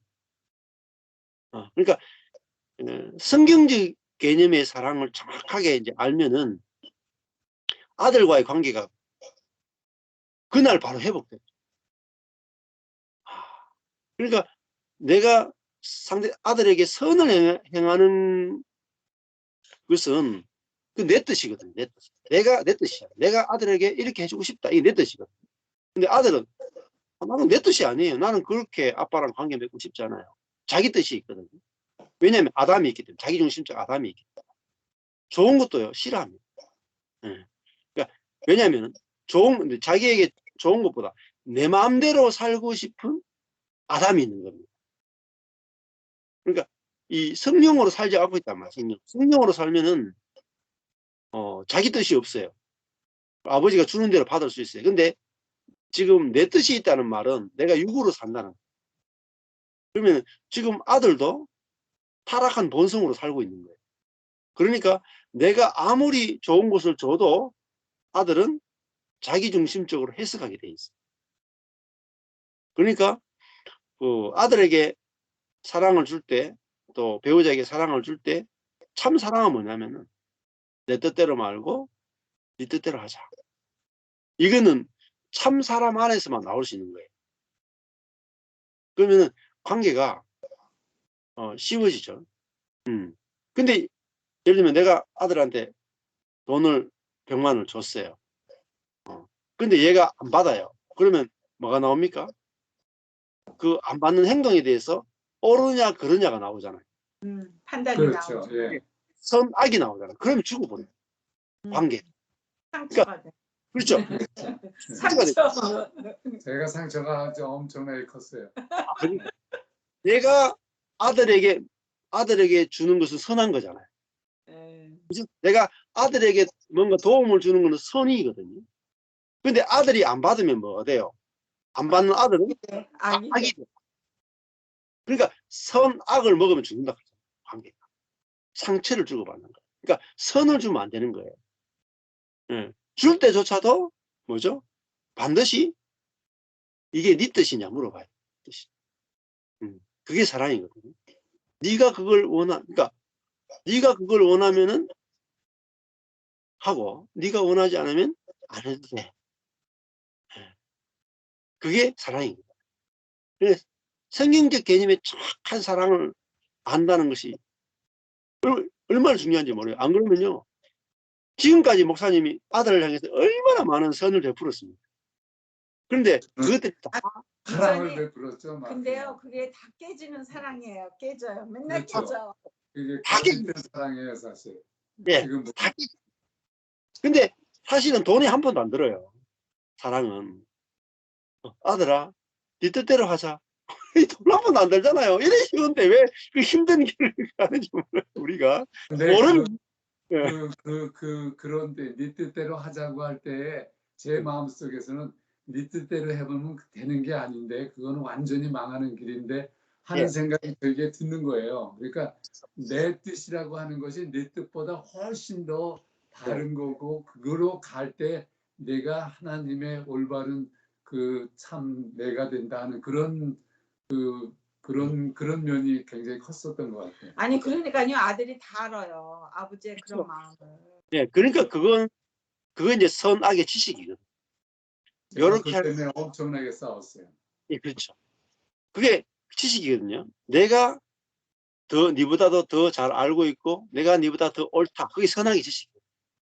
예. 그러니까 내 속에 뭐가 돌아가냐면, 야, 네 아들이고 나는 아빠인데 내가 훨씬 더 경험이 많고, 내 인생의 경륜이나 성경을 통해서 볼 때 내가 옳고 너는 틀렸다 이렇게 되죠. 나는 옳고 네가 틀렸다. 그러니까 그게 선악과예요. 예. 그러니까 그러고 또 내가 높아져 있잖아요. 나는 이만큼 알고 있고 너는 모르고 있다. 내 위치가 하나님의 자리에 있죠. 내가 위치가 높으니까 아들이 돼서 계속 옳고 그름을 가지고 따지게 됩니다. 그러면은 따져놓고 얘는 또 안 받아들이니까 내가 또 높은 위치에 있으니까 내가 또 상처를 받는 거예요. 그래서 이 관계가 가장 옳고 그름으로 만나는 것이 아니라 나는 아무것도 아니다. 아들 앞에서 나는 아빠지만은 네 앞에서 나은 것이 하나도 없다. 우리 둘 다 하나님 앞에서 아무것도 아닌 은혜로 살아가는 피조물이야. 이렇게 이제 아버지와 아들도 같은 피조물로서 만나면은 그게 이제 사랑입니다. 만나져요. 근데 그게 아니라 아버지가 더 나은 자고 아들은 더 못한 자로 만나면 아들이 계속 자존심 상하. 아빠는 지금까지 나를 무시하네. 응? 아빠는 계속 하나님 자리에 있고 자기는 계속 피조물의 위치에 있거든요. 근데 아들이 왜 자존심 상하냐면 자기도 하나님 자리에 앉고 싶은데 아버지만 혼자 앉았으니까 받는 거예요. 그게 문제거든요. 그거는 진짜 언제나 일어나요. 예, 그런 상황이. 예, 그렇죠. 그래서 우리가 피조물의 위치에 가는 게 사랑입니다. 나는 피조물이야. 나는 흙이야. 나는 아들 네가 없으면 나는 아무것도 아니야. 그러니까 너는 존재적으로 내게 너무나 소중한 존재이기 때문에 네 의견이 내한테 너무너무 소중해. 내가 네 의견대로 따라갈게. 이게 생명이다 그래. 옳고 그름이 아니라 내가 너를 이제 따라갈게. 이걸 생명이다. 이 생명을 내 죽음을 내놓는 거예요. 내 지식의 죽음을 내놓는 거예요. 내가 네보다 더 옳고 내가 네보다 더 많이 안다라는 것을 죽음을 내놓는다. 이걸 죽여야 아들이 살아요. 아들이 살면 반드시 아들은 아빠를 살려주게 돼 있어요. 그 생명으로 만나는 거예요. 생명으로. 죽이느냐 살리냐로 가야 되지 누가 옳으냐 그르냐로 따지면 반드시 상처를 줘요. 그러니까 감사합니다. 말씀을 들어도 실제 내 사건에 들어가면 이게 선악으로 살고 있는지 생명으로 살고 있는지 몰라. 그러니까 이게 나눔을 해야 딱 들어오거든요. 아멘. 그거만 하면 돼요. 아들아, 아들아, 내가 아는 게 아무것도 없단다. 어린 양이 뭡니까? 눈이 나쁘잖아요. 나 몰라. 아들아, 가르쳐줘. 이러면 아들 되게 좋아합니다. 아빠가 뭐 아는 게 있니? 좀 가르쳐 줄래? 그러면 아들이, 아, 이제 눈이 뜨이시네요. 진짜로 이거 해보시라니까요. 예. 저는 저희 집에 뭐 이렇게 고치는 거 있거든요. 전기 뭐 이런 거 뭐 하면 저는요, 제가 안 하고 우리 아들한테, 아들, 네가 내보다 손재주도 좋고 내보다 훨씬 잘한다. 네가 해라. 나는 못해. 이러면 아들이 좋아가지고 지가 다 해. 근데 제가, 야, 임마, 내가 임마 군대까지 갔다 왔고, 임마, 지금 니하고 내하고 이 영수가 임마 30년 차이 나는데 내가 더 잘하지, 임마. 나와. 그러면 아들이, 뭐 저런 인간이다. 이러면서. 안 만나집니다. 안 만나. 제가 있잖아요. 하나 성공했는데요. 저기 우리 둘째가 여기 이제 익스피디션 할 때 조그만 캐비넷이 필요해. 그래서 아키아에서 오더해서 그 캐비넷을 만들어야 되는데요. 이거는 만들어야 되는 거니까 이거를 얘네들이 손재주가 훨씬 많은데 이거를 내가 할까 말까 하다가 전화했어요. 아들한테. 아들아, 지금 이런 거가 왔는데 니네들이 왔을 때 그냥 니네들이 디스플레이 할래? 아니면 엄마 아빠가 할까? 그랬더니 엄마 우리가 할게. 그래서 오케이, 땡큐. 예. 그 금세한다고 그러더라고요. 그래서 제가 이거 하나 이거 지금 걔 이런 시간들을 통해 가지고 지금 저를 바꿔가는 거예요. 제가 이제 그거 굳이 뭐 이렇게 할 필요 없이 얘네들이 할 수 있는 건 얘네들한테 주고 또 서로 이렇게 인정해주고 그런 시간을 가지려고요. 예. 예. 그냥 고맙다 그러고 막, 그거 네? 하라 그러면 고맙다 그러고, 그때 고맙다 그러면서 막 맛있는 거 사주고 이러는데. 그렇지, 그렇지. 아, 오늘 이 복음을 알면요, 얼마나 쉽다고요. 괜히 어려운 길 간다니까요. 어려운 길, 사망의 네. 길. 엄청.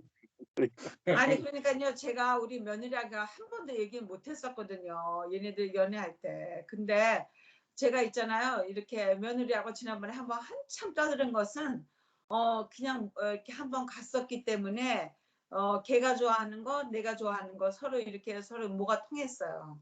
그러니까 서로 얘기가 통하고 이제 좀 부담이 좀 덜해진 거 있죠. 서로 얘가 이거 괜찮을까 이런 거 생각 안 하고 있는 대로 내놔도 되고 얘기해도 되는 게 조금 열린 거죠. 그러니까 이게 복음의 능력 아니면은 그렇게 아마 아직 못했을 거예요. 예. 조금씩 네 뜻대로, 여는 거가 낮아요. 예.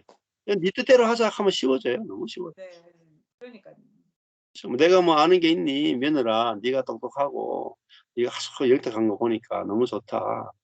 네 뜻은 뭐냐? 네가 어떻게 선택하고 싶어? 아, 들어보니까 너무 좋네. 예. 그래, 네 뜻대로 하자. 그럼 안 좋아할 사람 누가 있습니까? 안 좋아할 사람 한 명도 없습니다. 왜? 자기 중심적 인간이기 때문에요. 자기 뜻대로 하고 싶은 게 기본 딱 정착이 돼 있어요. 그러니까 네 뜻대로 하자 하면 무조건 좋아합니다. 100이면 100 다 좋아합니다. 100이면. 100사람 다 얻을 수 있어요. 내가 이 인간의 자기 중심적을 알면은 사람을 얻기가 쉽단 말이에요. 모르면요, 내 중심성을 하다가 한 명도 못 얻습니다. 사람을. 이게 아들인데도, 그래 사랑하는 아들인데도 못 얻어요. 어떻게 얻는지를 모르거든. 내 뜻대로 얻으려고 하고 절대로 못 얻습니다. 내 뱃속에서 나와도요, 절대로 내 말 안 듣습니다. 끝까지 하나님 노릇하려고 하거든요. 그럼 내가 피조물의 위치에 딱 서면 끝나요. 그래, 네가 하나님이다. 오늘부로 이제 너는 하나님이고 나는 피조물이다. 이러면 끝나요. 주여 말씀하옵소서, 종이 듣겠네. 이러면 끝난다니까요. 그거 몰라가지고 평생 고생한다니까. 내가 하나님 되고, 야, 내가 말하고 네가 들어야지 임마. 이러면 위치가 안 바뀌고. 너무 쉬워요. 아니, 그러면 그 사람을 얻어버린다니까요. 안 그렇습니까? 네. 위치만 바뀌면 됐어. 아들을 진짜. 말씀하옵소서, 종이 듣겠나이다.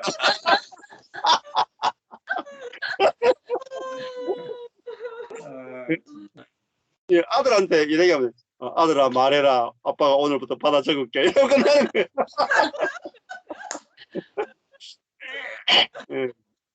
예. 성도들 관계도 똑같아요. 여러분 말하세요. 목사가 제가 받아 적겠습니다. 그러면 끝나버려. 전쟁이 끝나버려. 전쟁이 끝나버려. 그 목사 얼마나 좋아하겠습니까, 성도들이. 그런 목사 어디서 구하겠어요. 예. 아유, 참. 얼마나 이게 잘못 알아가지고 헛된 삶을 살아왔는지. 예, 그러니까요. 웨이스팅 에너지죠. 예, 예. 아, 에너지를 그냥 완전히 다 낭비하는 거죠. 예, 우리 박 목사님하고 강 사모님. 저는 이제 복음은 누구나 다 된다 이 부분이 굉장히 깊게 와닿았고 또 능력과 지혜를 내놓으려고 하면 참 이게 차별이 생길 수밖에 없지만 미련함과 약함을 내놓을 수 있는 것은 누구나 다 되는데 그 누구나 다 되는 것이 복음이고 또 복음을 들어야만 그게 복음이 들려져야만 그게 되어진다라는 이제 이것들을 다 정말 풀리 이렇게 받아들여지고 그런데 한 가지 조금 오늘 우리가 나눴던 이 본문 35절에서 이제 42절까지 이야기 속에 이 키아즘 성경에 보니까 주님의 은혜가 베풀어졌다 나타났다라고 이렇게 돼 있는 파트잖아요. 네. 근데 이 부분이 세례 요한과 예수님과 또 안드레와 베드로, 시몬 이 관계 속에서 지금 방금 우리가 나눴던 이야기들은 이제 나중으로 가면 다 이해가 되는 부분들인데 지금 이제 요한복음 1장에서 나타난 이 상태에서 베드로는 실은 또 안드레는 베드로 같은 경우는 특히 3년 이게 결과를 보면 3년 반 동안에는 은혜라고 경험을 못한 거잖아요. 예, 이제 그런 생각이 좀 들면서 과연 이 지금 이 요한 사도 요한이 기록한 이 요한복음의 35절부터 42절까지 해서 이야기하고자 하는 게 뭐였을까? 이게 이제 실제적으로 들어가는 것은 충분히 이제 예수님의 십자가 사건 이후에 일어난 사건들이니까 가능한데 충분히 다 받아들여지겠는데 그 전에 지금 이 단계에서는 예. 무엇을 이야기하고 싶었을까라는 게 잘 안 잡히는 거예요. 아, 예.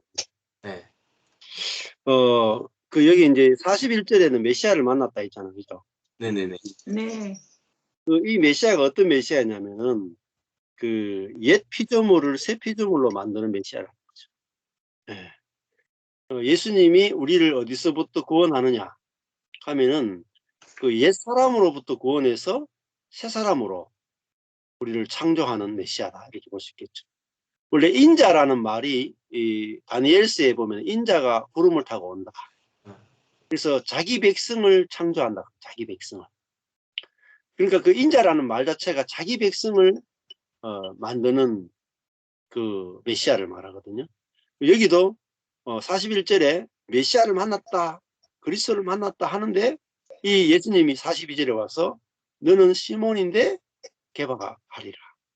그러니까 우리를 단순히 죄 용서하는 정도의 메시아가 아니라 우리 존재를 새롭게 창조해내는 그 은혜가 이 예수로부터 우리에게 오는 가장 핵심적인 은혜다. 이렇게 볼 수가 있겠죠. 네, 그렇게 연결시키면은 그렇게 이제 됐을 때 예수님과 지금 이제 안드레와 그 다음에 시몬과의 이 만남 속에서는 지금 조금 전에 우리가 나눴던 그 대화의 방식과는 이게 다른 방식이잖아요. 이제 새 창조만큼은 이게 네 뜻대로 되라라는 게 아니라 어떤 와서 봐라 여기 말씀에도 와서 봐라 그리고 예수님이 새 창조의 이제 어떤 주도권을 가지고 이제 사람들에게 이렇게 가는 것 같은데 그렇다고 한다면 이제 저에게 이제 좀 의문이 생기는 게 새 창조됨을 이제 복음을 통해서 인정한 자들과 또 그렇지 않은 자들과의 대화 속에서 조금 전에 이제 지금 연합이라는 것을 한번 우리가 나눌 때 저에게 그동안 풀리지 않았던 게 뭐냐면 연합은 두 사람이 서로 동의돼야 된다라고만 생각을 했었거든요. 예전의 생각은. 근데 이거는 결정적인 마지막 단계고 어떤 누군가 한 사람이 복음을 깨달은 사람이 먼저 받아내야 된다라는 것이 조금씩 이제 들어오더라고요. 그러니까 선악이 아니라 어떤 누군가가 생명으로 받아낼 때 결국은 그게 연합이라고 하는 두 사람의 이 역할이 난다라는 이제 생각이 돼요.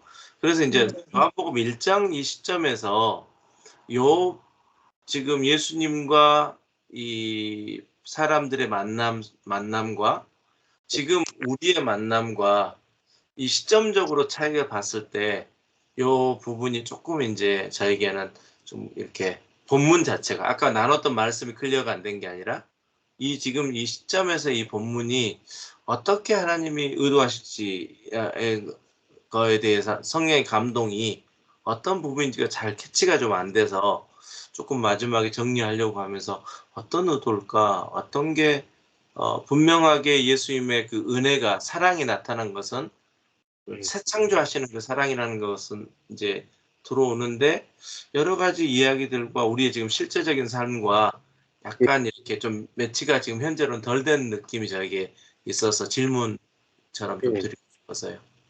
예. 그 여기서 이제 주님의 은혜가 나타났다 하는 게 P1이잖아요. 네네네. 그 색깔이 금, 빨, 파, 초록색이죠.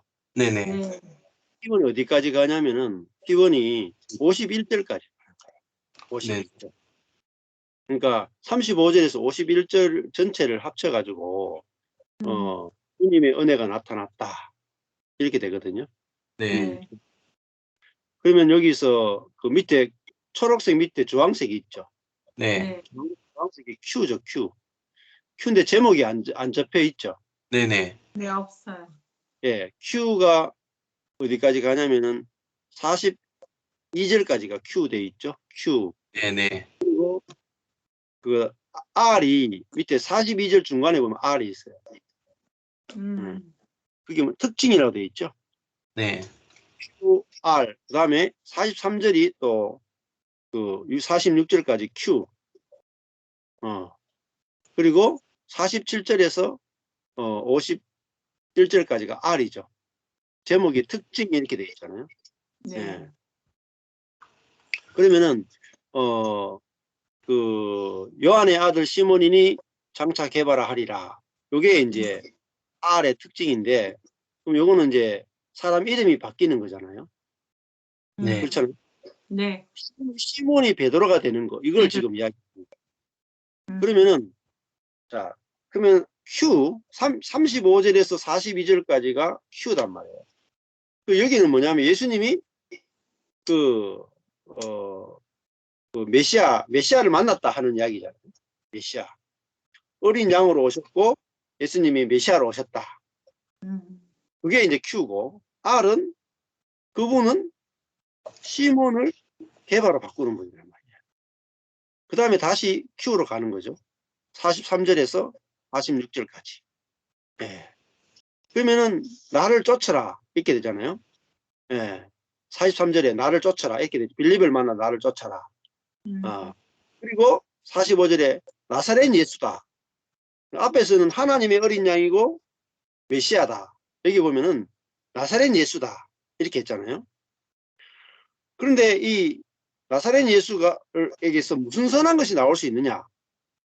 그러면 나사렛 예수는 우리에게 뭘 할 수 있느냐 이 말이잖아요. 그렇죠. 네. 그랬을 때 다시 R로 가는 거죠. 앞에 R은 시몬을 개발로 바꿨다 이 말이잖아요. 네. 그죠? 네. 그게 어린 양이시고 그리스도인 분이 우리에게 하는 일은 그분은 우리를 부르죠. 요한과 이 안드레와 시몬을 부르잖아요. 네. 네. 그러면은 다시 Q로 가보면 43절에서 46절까지가 빌립을 부르잖아요. 또 왜 부르냐? 사람을 왜 부르냐? 나를 쫓아라. 왜 부르느냐? 그분은 나사렛 예수단 말이에요. 불러서 뭐 하는 겁니까? 쭉 가면 나다나엘이 나와요. 47절에. 그죠?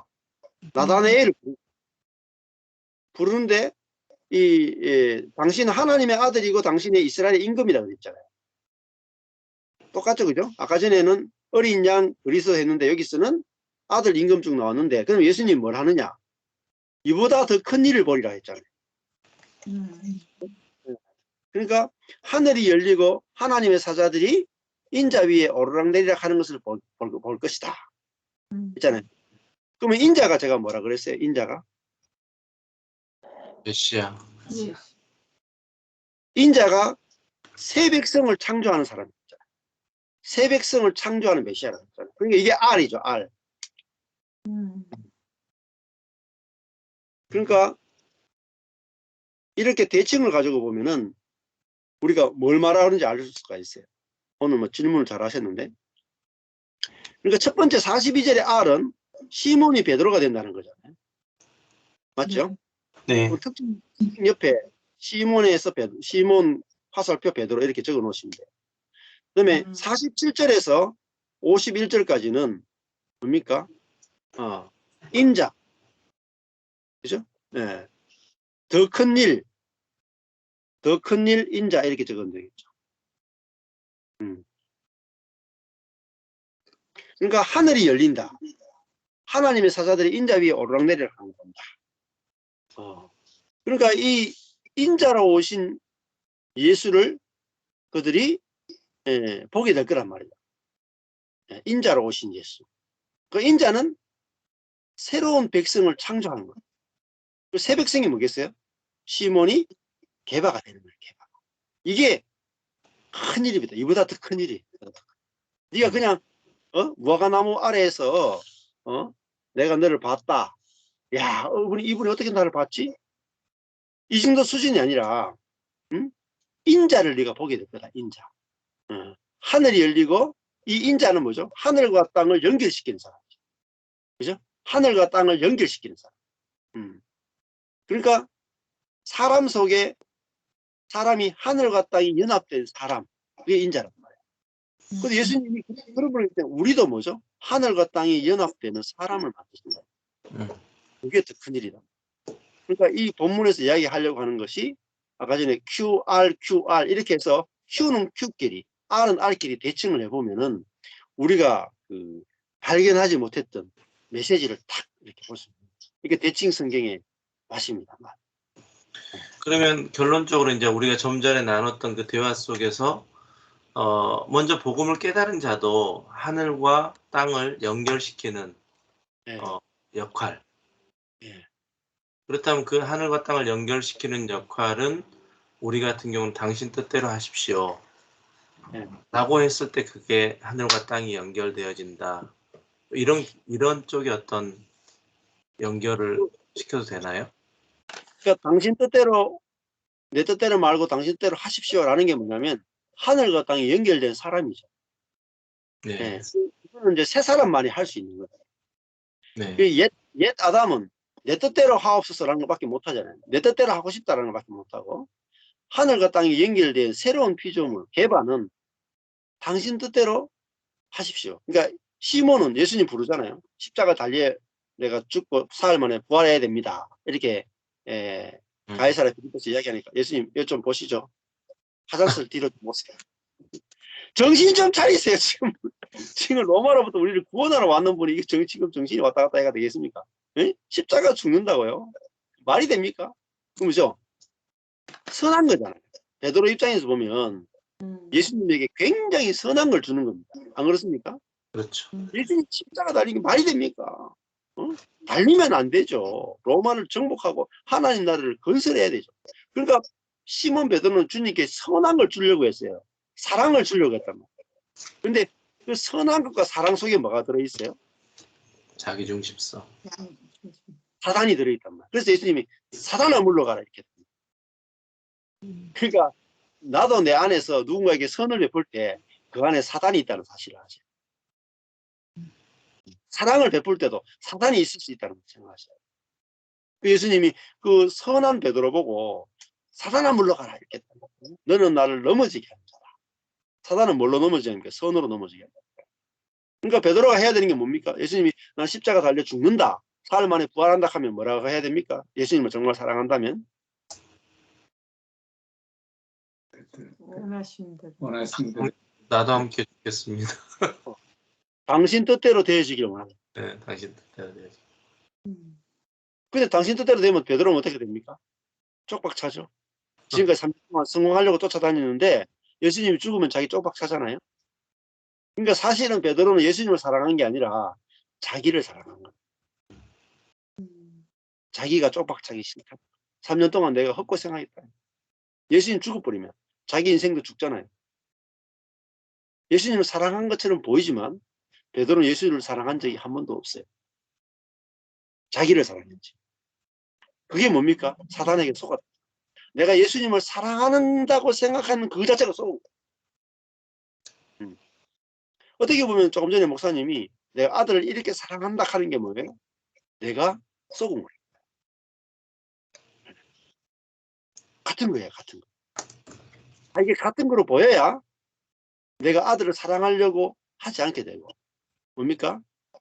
그게 내 중심성이다. 독이 들어요. 잘 되게 주는 게 사랑이 아니거든요. 상대방한테 상대방이 잘 되는 것을 추구하는 게 사랑이 아닙니다. 보세요. 목사님 아들이 파쇄돼야 될 필요도 있고 실패해야 될 필요도 있고 어떨 때는 죄에 넘어져야 될 수도 있어요. 그렇잖아요. 그래야 아들의 옛사람이 깨어지겠죠. 아멘. 하나님은 우리 아들을 고난과 환난을 통해서 능력도 파쇄하고 지혜도 파쇄해서 옛사람이 죽고 거듭나는 사람을 만들기 위해서 하나님은 작업하고 있는데 나는 계속 아들에게 좋은 걸 주기 위해 파쇄 안 되도록 망하지 않도록 힘들지 않도록 나는 계속해서 하나님 왜 그러십니까? 네?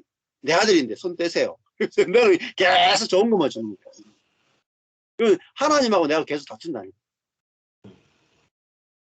그러니까 진짜 내가 복음을 알게 되면은 아들에 대해 손댈 게 하나도 없어요. 하나님, 내 아들이 아니죠. 당신 아들이니까요. 당신 뜻대로 하세요. 당신 뜻대로 하세요. 그게 아브라함이 이삭을 모리아산에 바치는 거잖아요. 당신 뜻대로 하세요. 당신 거니까요. 당신 뜻대로 하세요. 당신 뜻대로 하는 것이 가장 좋습니다. 이게 하나님께 대한 사랑입니다. 또 아들에 대해서도 아들아, 네 뜻대로 하자. 네 뜻대로 하자. 이게 새 사람의 사랑이에요. 새로운 피조물의 사랑입니다. 이걸 알아야 내가 지금까지 속았던 모든 것으로서 눈을 떠서 내가 실제를 살게 되거든요. 실제를 살면은 진짜 사랑을 경험해요. 아들에 대해서도 하나님, 지금 우리 아들이 걸어가고 있는 길이 당신 뜻에 가장 합당합니다. 그러면 내가 뭘 얻었습니까? 내가 평온을 얻잖아. 평온을. 하나님의 뜻대로 지금 우리 아들이 살아가고 있으니까 그 결과로 내 안에 평온이 오잖아요. 그렇잖아요. 이게 아들이 살아가고 있는 길이 하나님의 뜻이 아니라고 생각하면은 내가 평온을 잃어버리잖아. 근데 우리 아들이 살아가고 있는 것이 내 뜻에는 합당하지 않을지 몰라도 아버지 뜻에는 가장 합당하고. 아멘. 그럼 내가 아들을 볼 때 평안하잖아요. 그럼 아들 만날 때 내가 평온을 주고, 아들아, 네 삶은 아무 문제가 없단다. 하나님이 네 삶을 지금 운행하고 있다. 그렇게 이야기해 줄 수 있게 되는 거죠. 그게 사랑입니다. 아들에 대해서 손댈 게 없잖아요. 안 그렇습니까? 옳다 그러도 안 따지잖아요. 네 삶은 온전해. 네? 네가 가난하나 부하나 잘 되거나 못 되거나 주님이 네 옛사람을 죽여서 새 사람으로 너를 거듭나게 하는 모든 과정에 있어. 그 버릴 것이 없어. 그러니까 말씀으로 그 아들을 해석해 주는 거. 그게 진정한 사랑이라고 볼 수 있죠. 그 진정한 사랑 안에 있으면 우리가 안식과 평온을 늘 이렇게 누리게 되는 거죠. 아멘. 그렇잖아요. 우리 강현주 사모님 나누고 싶은 거 있습니다. 목사님, 정 목사님 이렇게 이제 실질적인 걸 나눠주셔서 또 목사님, 전 목사님 말씀 나눠주신 거를 이렇게 들으면서 제가 다른 타인과의 인간관계 또 내 자식과의 만남에 대한 걸 많이 비춰보게 되는 것 같아요. 지금 이야기를 계속 들으면서 이게 참 연합이라는 거 그리고 이제 성도들도 그렇지만 제가 이제 이렇게 쭉 어릴 때부터 자라오면서 인간관계가 좋은 편에 속하고 또 많은 친구들이 제 주변에 있고 그러니까 예를 들어서 보통 친구들이 이렇게 짝이 이루어지면 뭐 5명, 뭐 4명 이렇게 그룹이 되잖아요. 소그룹으로는. 근데 꼭 그 중에 한 명이 교제를 하다 보면 꼭 제 마음에 안 드는 거예요. 어릴 때부터 보면 그룹이 꼭 이렇게 중간중간이 계속 생기잖아요. 친구들 그룹이. 뭐 사모 모임도 마찬가지고 쭉 이렇게 한때 사모가 돼서도 제가 그게 계속 퀘스천이었거든요. 왜 이 90%, 95%는 마음에 드는데, 그리고 정말 연합이 되는 듯한데 왜 꼭 저 한 사람 때문에 안 되나. 근데 만약에 그러니까 관계가 내가 막 이렇게 70%가 안 되고 30%만 되면 내가 뭔가를 잘못한 거야. 뭐 관계 맺는 방법이 잘못됐지 않았을까? 이렇게 돌아볼 텐데 90%, 95%가 좋은 관계를 유지하고 있잖아요. 그리고 꼭 그 한 명, 1%, 10% 이 정도가 꼭 그 만남과 무리 속에 아니 저렇게 안 해도 되는데 그러면은 이제 제가 그룹을 생각해 보는 거예요. 이렇게 그러면 관계를 잘 맺고 있는 내가 문제가 아니잖아. 이게 제 마음속에 제 결론인 거죠. 그럼 문제 있는 이러면 10명 중에 9명이 다 문제 있다는 저 사람의 문제인 거지. 내가 지금 저를 구별해내는 게 저런 독특한 행동이 일단 이 그룹에 안 어울리는 색깔인 거를 본인이 모르는 거지. 이렇게 생각을 한 거죠, 항상. 그러면 제 마음속에 어떤 마음이냐면 그럼 저 사람만 없으면 정말 좋은 친구들 모임인데 근데 또 그 사람은 꼭 끼어 있단 말이죠. 그러면은 제 마음속에 그럼 내가 빠짜. 네. 그냥 내가 빠는 게 편하지. 그러니까 이제 이렇게 하다가 어떨 때 그러면서 이제 지금도 뭐 유지되는 그룹도 있고 그 중에 뭐 7명 중에 3명이 연합되고 나머지는 떨어진 그룹도 있고 이제 지금까지 이렇게 쭉 지내다 보니까 그 그룹의 흔적들은 남아 있어요. 친구들의 뭐 만남은. 근데 제 안에 제일 해결 안 됐던 그 한 사람이 그 사람 때문인 줄 알았는데 오늘 이제 쭉 듣고 보니까 바로 나 때문에 내 중심성이 그와 연합을 못하고 있는 거잖아요. 그러니까 계속 나는 내 자신을 스스로 위로해 주는 거죠. 자족하는 거죠. 그래도 네가 훨씬 자족이 아니라 자위. 자위하는 거죠. 내가 훨씬 좋은 사람인 거를 생각한 거잖아요. 그래서 이제 그 생각을 해봤어. 관계에서 만약 내가 어릴 때 아까 이제 정 목사님 이렇게 아들 이야기 나누면서 내가 만약에 어릴 때 뭐 여고생 때라도 아니면 뭐 여중생 때라도 대학생 때라도 내가 만약에 이 관계에서 한 번에 뭐 90%를 거꾸로 내가 그 그룹이 한 사람이었더라면 아마 지금의 내 결론이 안 났을 것 같은 생각이 든 거예요. 처절한 아픔을 겪었겠잖아요. 그 당시에 내가 만약 그거를 겪었다면. 근데 이제 그런 상황을 겪어보지 못하고 지금 이 나이 돼서 왜 그런가를 생각해도 해결이 안 된 문제잖아요. 그러니까 마음은 이해를 해요. 내가 이제 사모가 되니까 더 이해가 되더라고. 성도도 마찬가지도 성도 안에서도 이제 한 성도가 말하죠. 이분 때문에 그런다고 이제 자꾸 말하면 또 이분을 생각하는 또 제 입장에서는 또 그 말이 100% 맞는 건 아니에요. 어쩔 때 보면. 이분의 또 선한 의도가 있어 정말 나이 드신 분이 젊은 분들에게 더 손을 내밀려고 하는 행동인데 세대 차이의 어떤 표현들이 너무 달라서 이쪽 이제 젊은 그룹은 사모님 이거 너무 불편하다 나한테 왜 이런 거를 우리한테 푸시하냐 하려면 당신 스스로 하든지 이제 나한테 말하는 거잖아요. 계속 사모님 그 중재를 하라는 소리인데 내가 어떻게 어른한테 나도 못해 나 그 말 못해 이제 내가 옛날에는 해야 된다는 막 특별한 사명감을 막 가졌죠. 어떻게 해서든지 이 사람이 A라고 말해서 A라고 전할 수는 없지만 이거를 C나 D나 E로 내가 뭔가를 바꿔서 이 사람 마음을 편하게 하면서 그 말을 전달해야 된다고 생각을 한 거예요. 근데 그 마음은 나도 그 생각을 갖고 있는 거잖아요.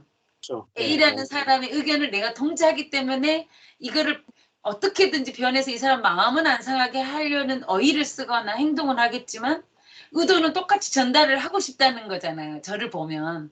그래서 이제 표현은 아니야 하고 있지만 제 안에도 이건 내가 하는 말이 아니야. 이건 사모니까 이걸 중재해야 되잖아. 우리 교회가 평안 날라면. 이 말을 어떻게 저분이 마음 안 상하고 들을 수 있을까? 이게 이제 세상의 지혜라고 생각을 했던 것 같아요. 네. 근데 그게 오늘은 되게 디테일하게 발견되는 것 같아요. 이게 성령의 사람의 특징, 뭐 성령의 사람 책도 많이 나와 있잖아요. 제가 제일 먼저 뜨거든요. 왜? 내가 성령의 사람이어야 되니까. 예. 나는 그 특징을 많이 갖고 있어야 되잖아요.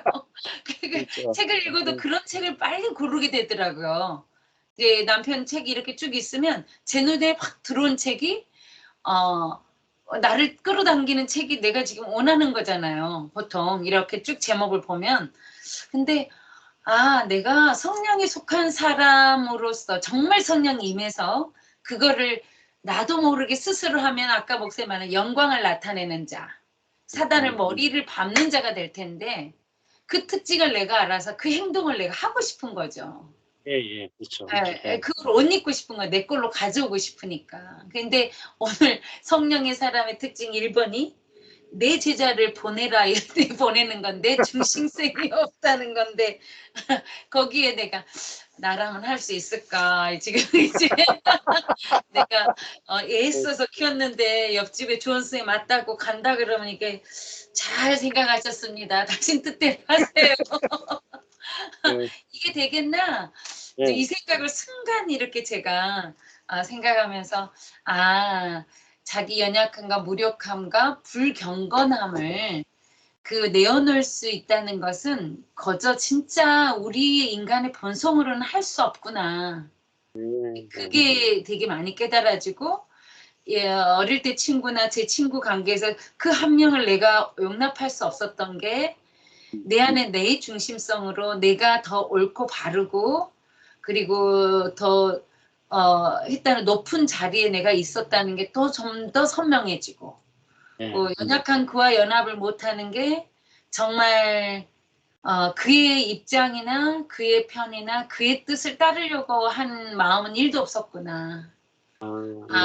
이제 그게 판단되고 정제되었기 때문에 내가 그 입장에 서고 싶지 않았었겠죠.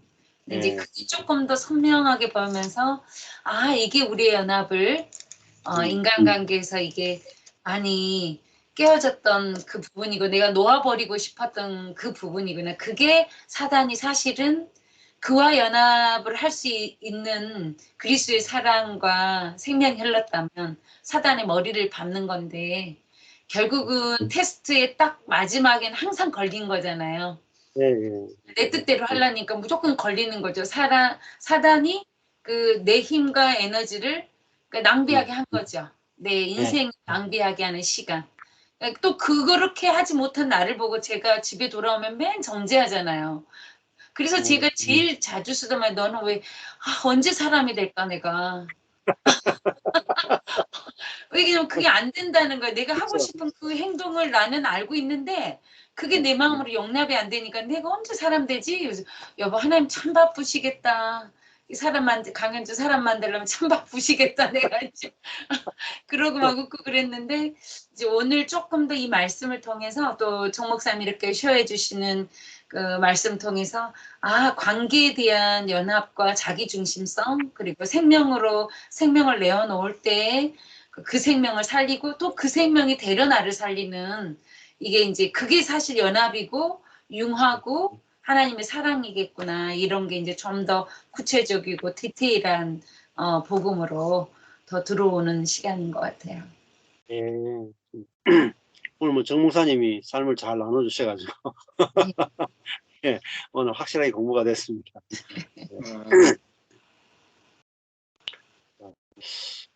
그렇게 이 성경 본문을 이렇게 디테일하게 이렇게 하는 게 참 필요합니다. 그냥 복음을 듣는 거하고 성경 본문을 이렇게 디테일하게 해나가면 내 안에 감추어 놓은 숨겨놓은 것들이 확 다 드러나거든요.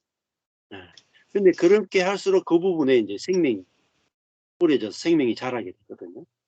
사단은 사실은 숨겨져 있거든. 감추어져 있거든요. 그래서 말씀을 통해서 사단이 내 속에 어떤 영역에 들어와 있는지를 우리는 이제 드러나게 되면 빛으로 드러나게 되면 다 빛이 됩니다. 저절로. 빛이 되려고 할 필요 없이 어둠에 빛이 비치면 그 자체가 다 빛이 되거든요. 제가 그 건설 현장에 있으면서요. 거기는 안전사고의 문제가 있잖아요. 그리고 또 지저분한 문제가 있어요. 공사 중에. 그럼 그걸 막 치우거든요. 항상 치우고 또 거기를 하는데 가장 좋은 방법은 밝게 비춰놔 버리면 쓰레기도 안 모이고 사고도 안 일어나더라고요. 네, 네. 맞아요. 말씀을 쭉 들으면서 제가 현장에 있으면서 그런 생각이 들었어요. 밝으면 이게 똑같구나. 이게 복음이 들려지면 그냥 정말 숨을 곳이 없는 거잖아요. 그렇죠. 버릴 수가 없는 그런 상황인 거죠. 그래서 야, 이게 복음이 이렇게 들려주면서 우리의 정말 관절과 골수까지 찔러 쪼개는 그런 일들이 복음이 가능케 하는구나라는 것을 훨씬 더 깊게 경험해 가는 것 같습니다. 그렇죠. 빛이 비추면 사단이 숨은 곳이 다 드러나잖아요. 네. 그러면 되거든요. 말씀을 들으면서 아, 여기에 사단이 숨어 있었구나. 야, 여기까지 사단이 숨어 있었네. 이게 딱 빛만 딱 비추면 바퀴벌레가 싹 가잖아요. 그러니까 그 말씀이 그만큼 중요한 거잖아요. 말씀이. 그러니까 내가 내 삶 속에서 말씀을 듣고 내 삶을 계속 같이 나누고 하다 보면 빛이 점점 아주 막 그 깊은 세포 단위까지 들어올 수 있단 말이죠. 그런 사람들이 있어야 다른 사람하고 만났을 때 너 자체가 너희는 세상의 빛이다 할 것처럼 우리가 빛이 오면 우리도 빛이 되거든요. 그러면 다른 사람 만났을 때 우리가 빛을 줄 수가 있는 거죠. 그러려면 내가 먼저 내 안에 어둠이 떠나야 내가 빛이 되는 거죠. 그런 과정이 있습니다. 예. 감사합니다. 여기 하고 잠깐만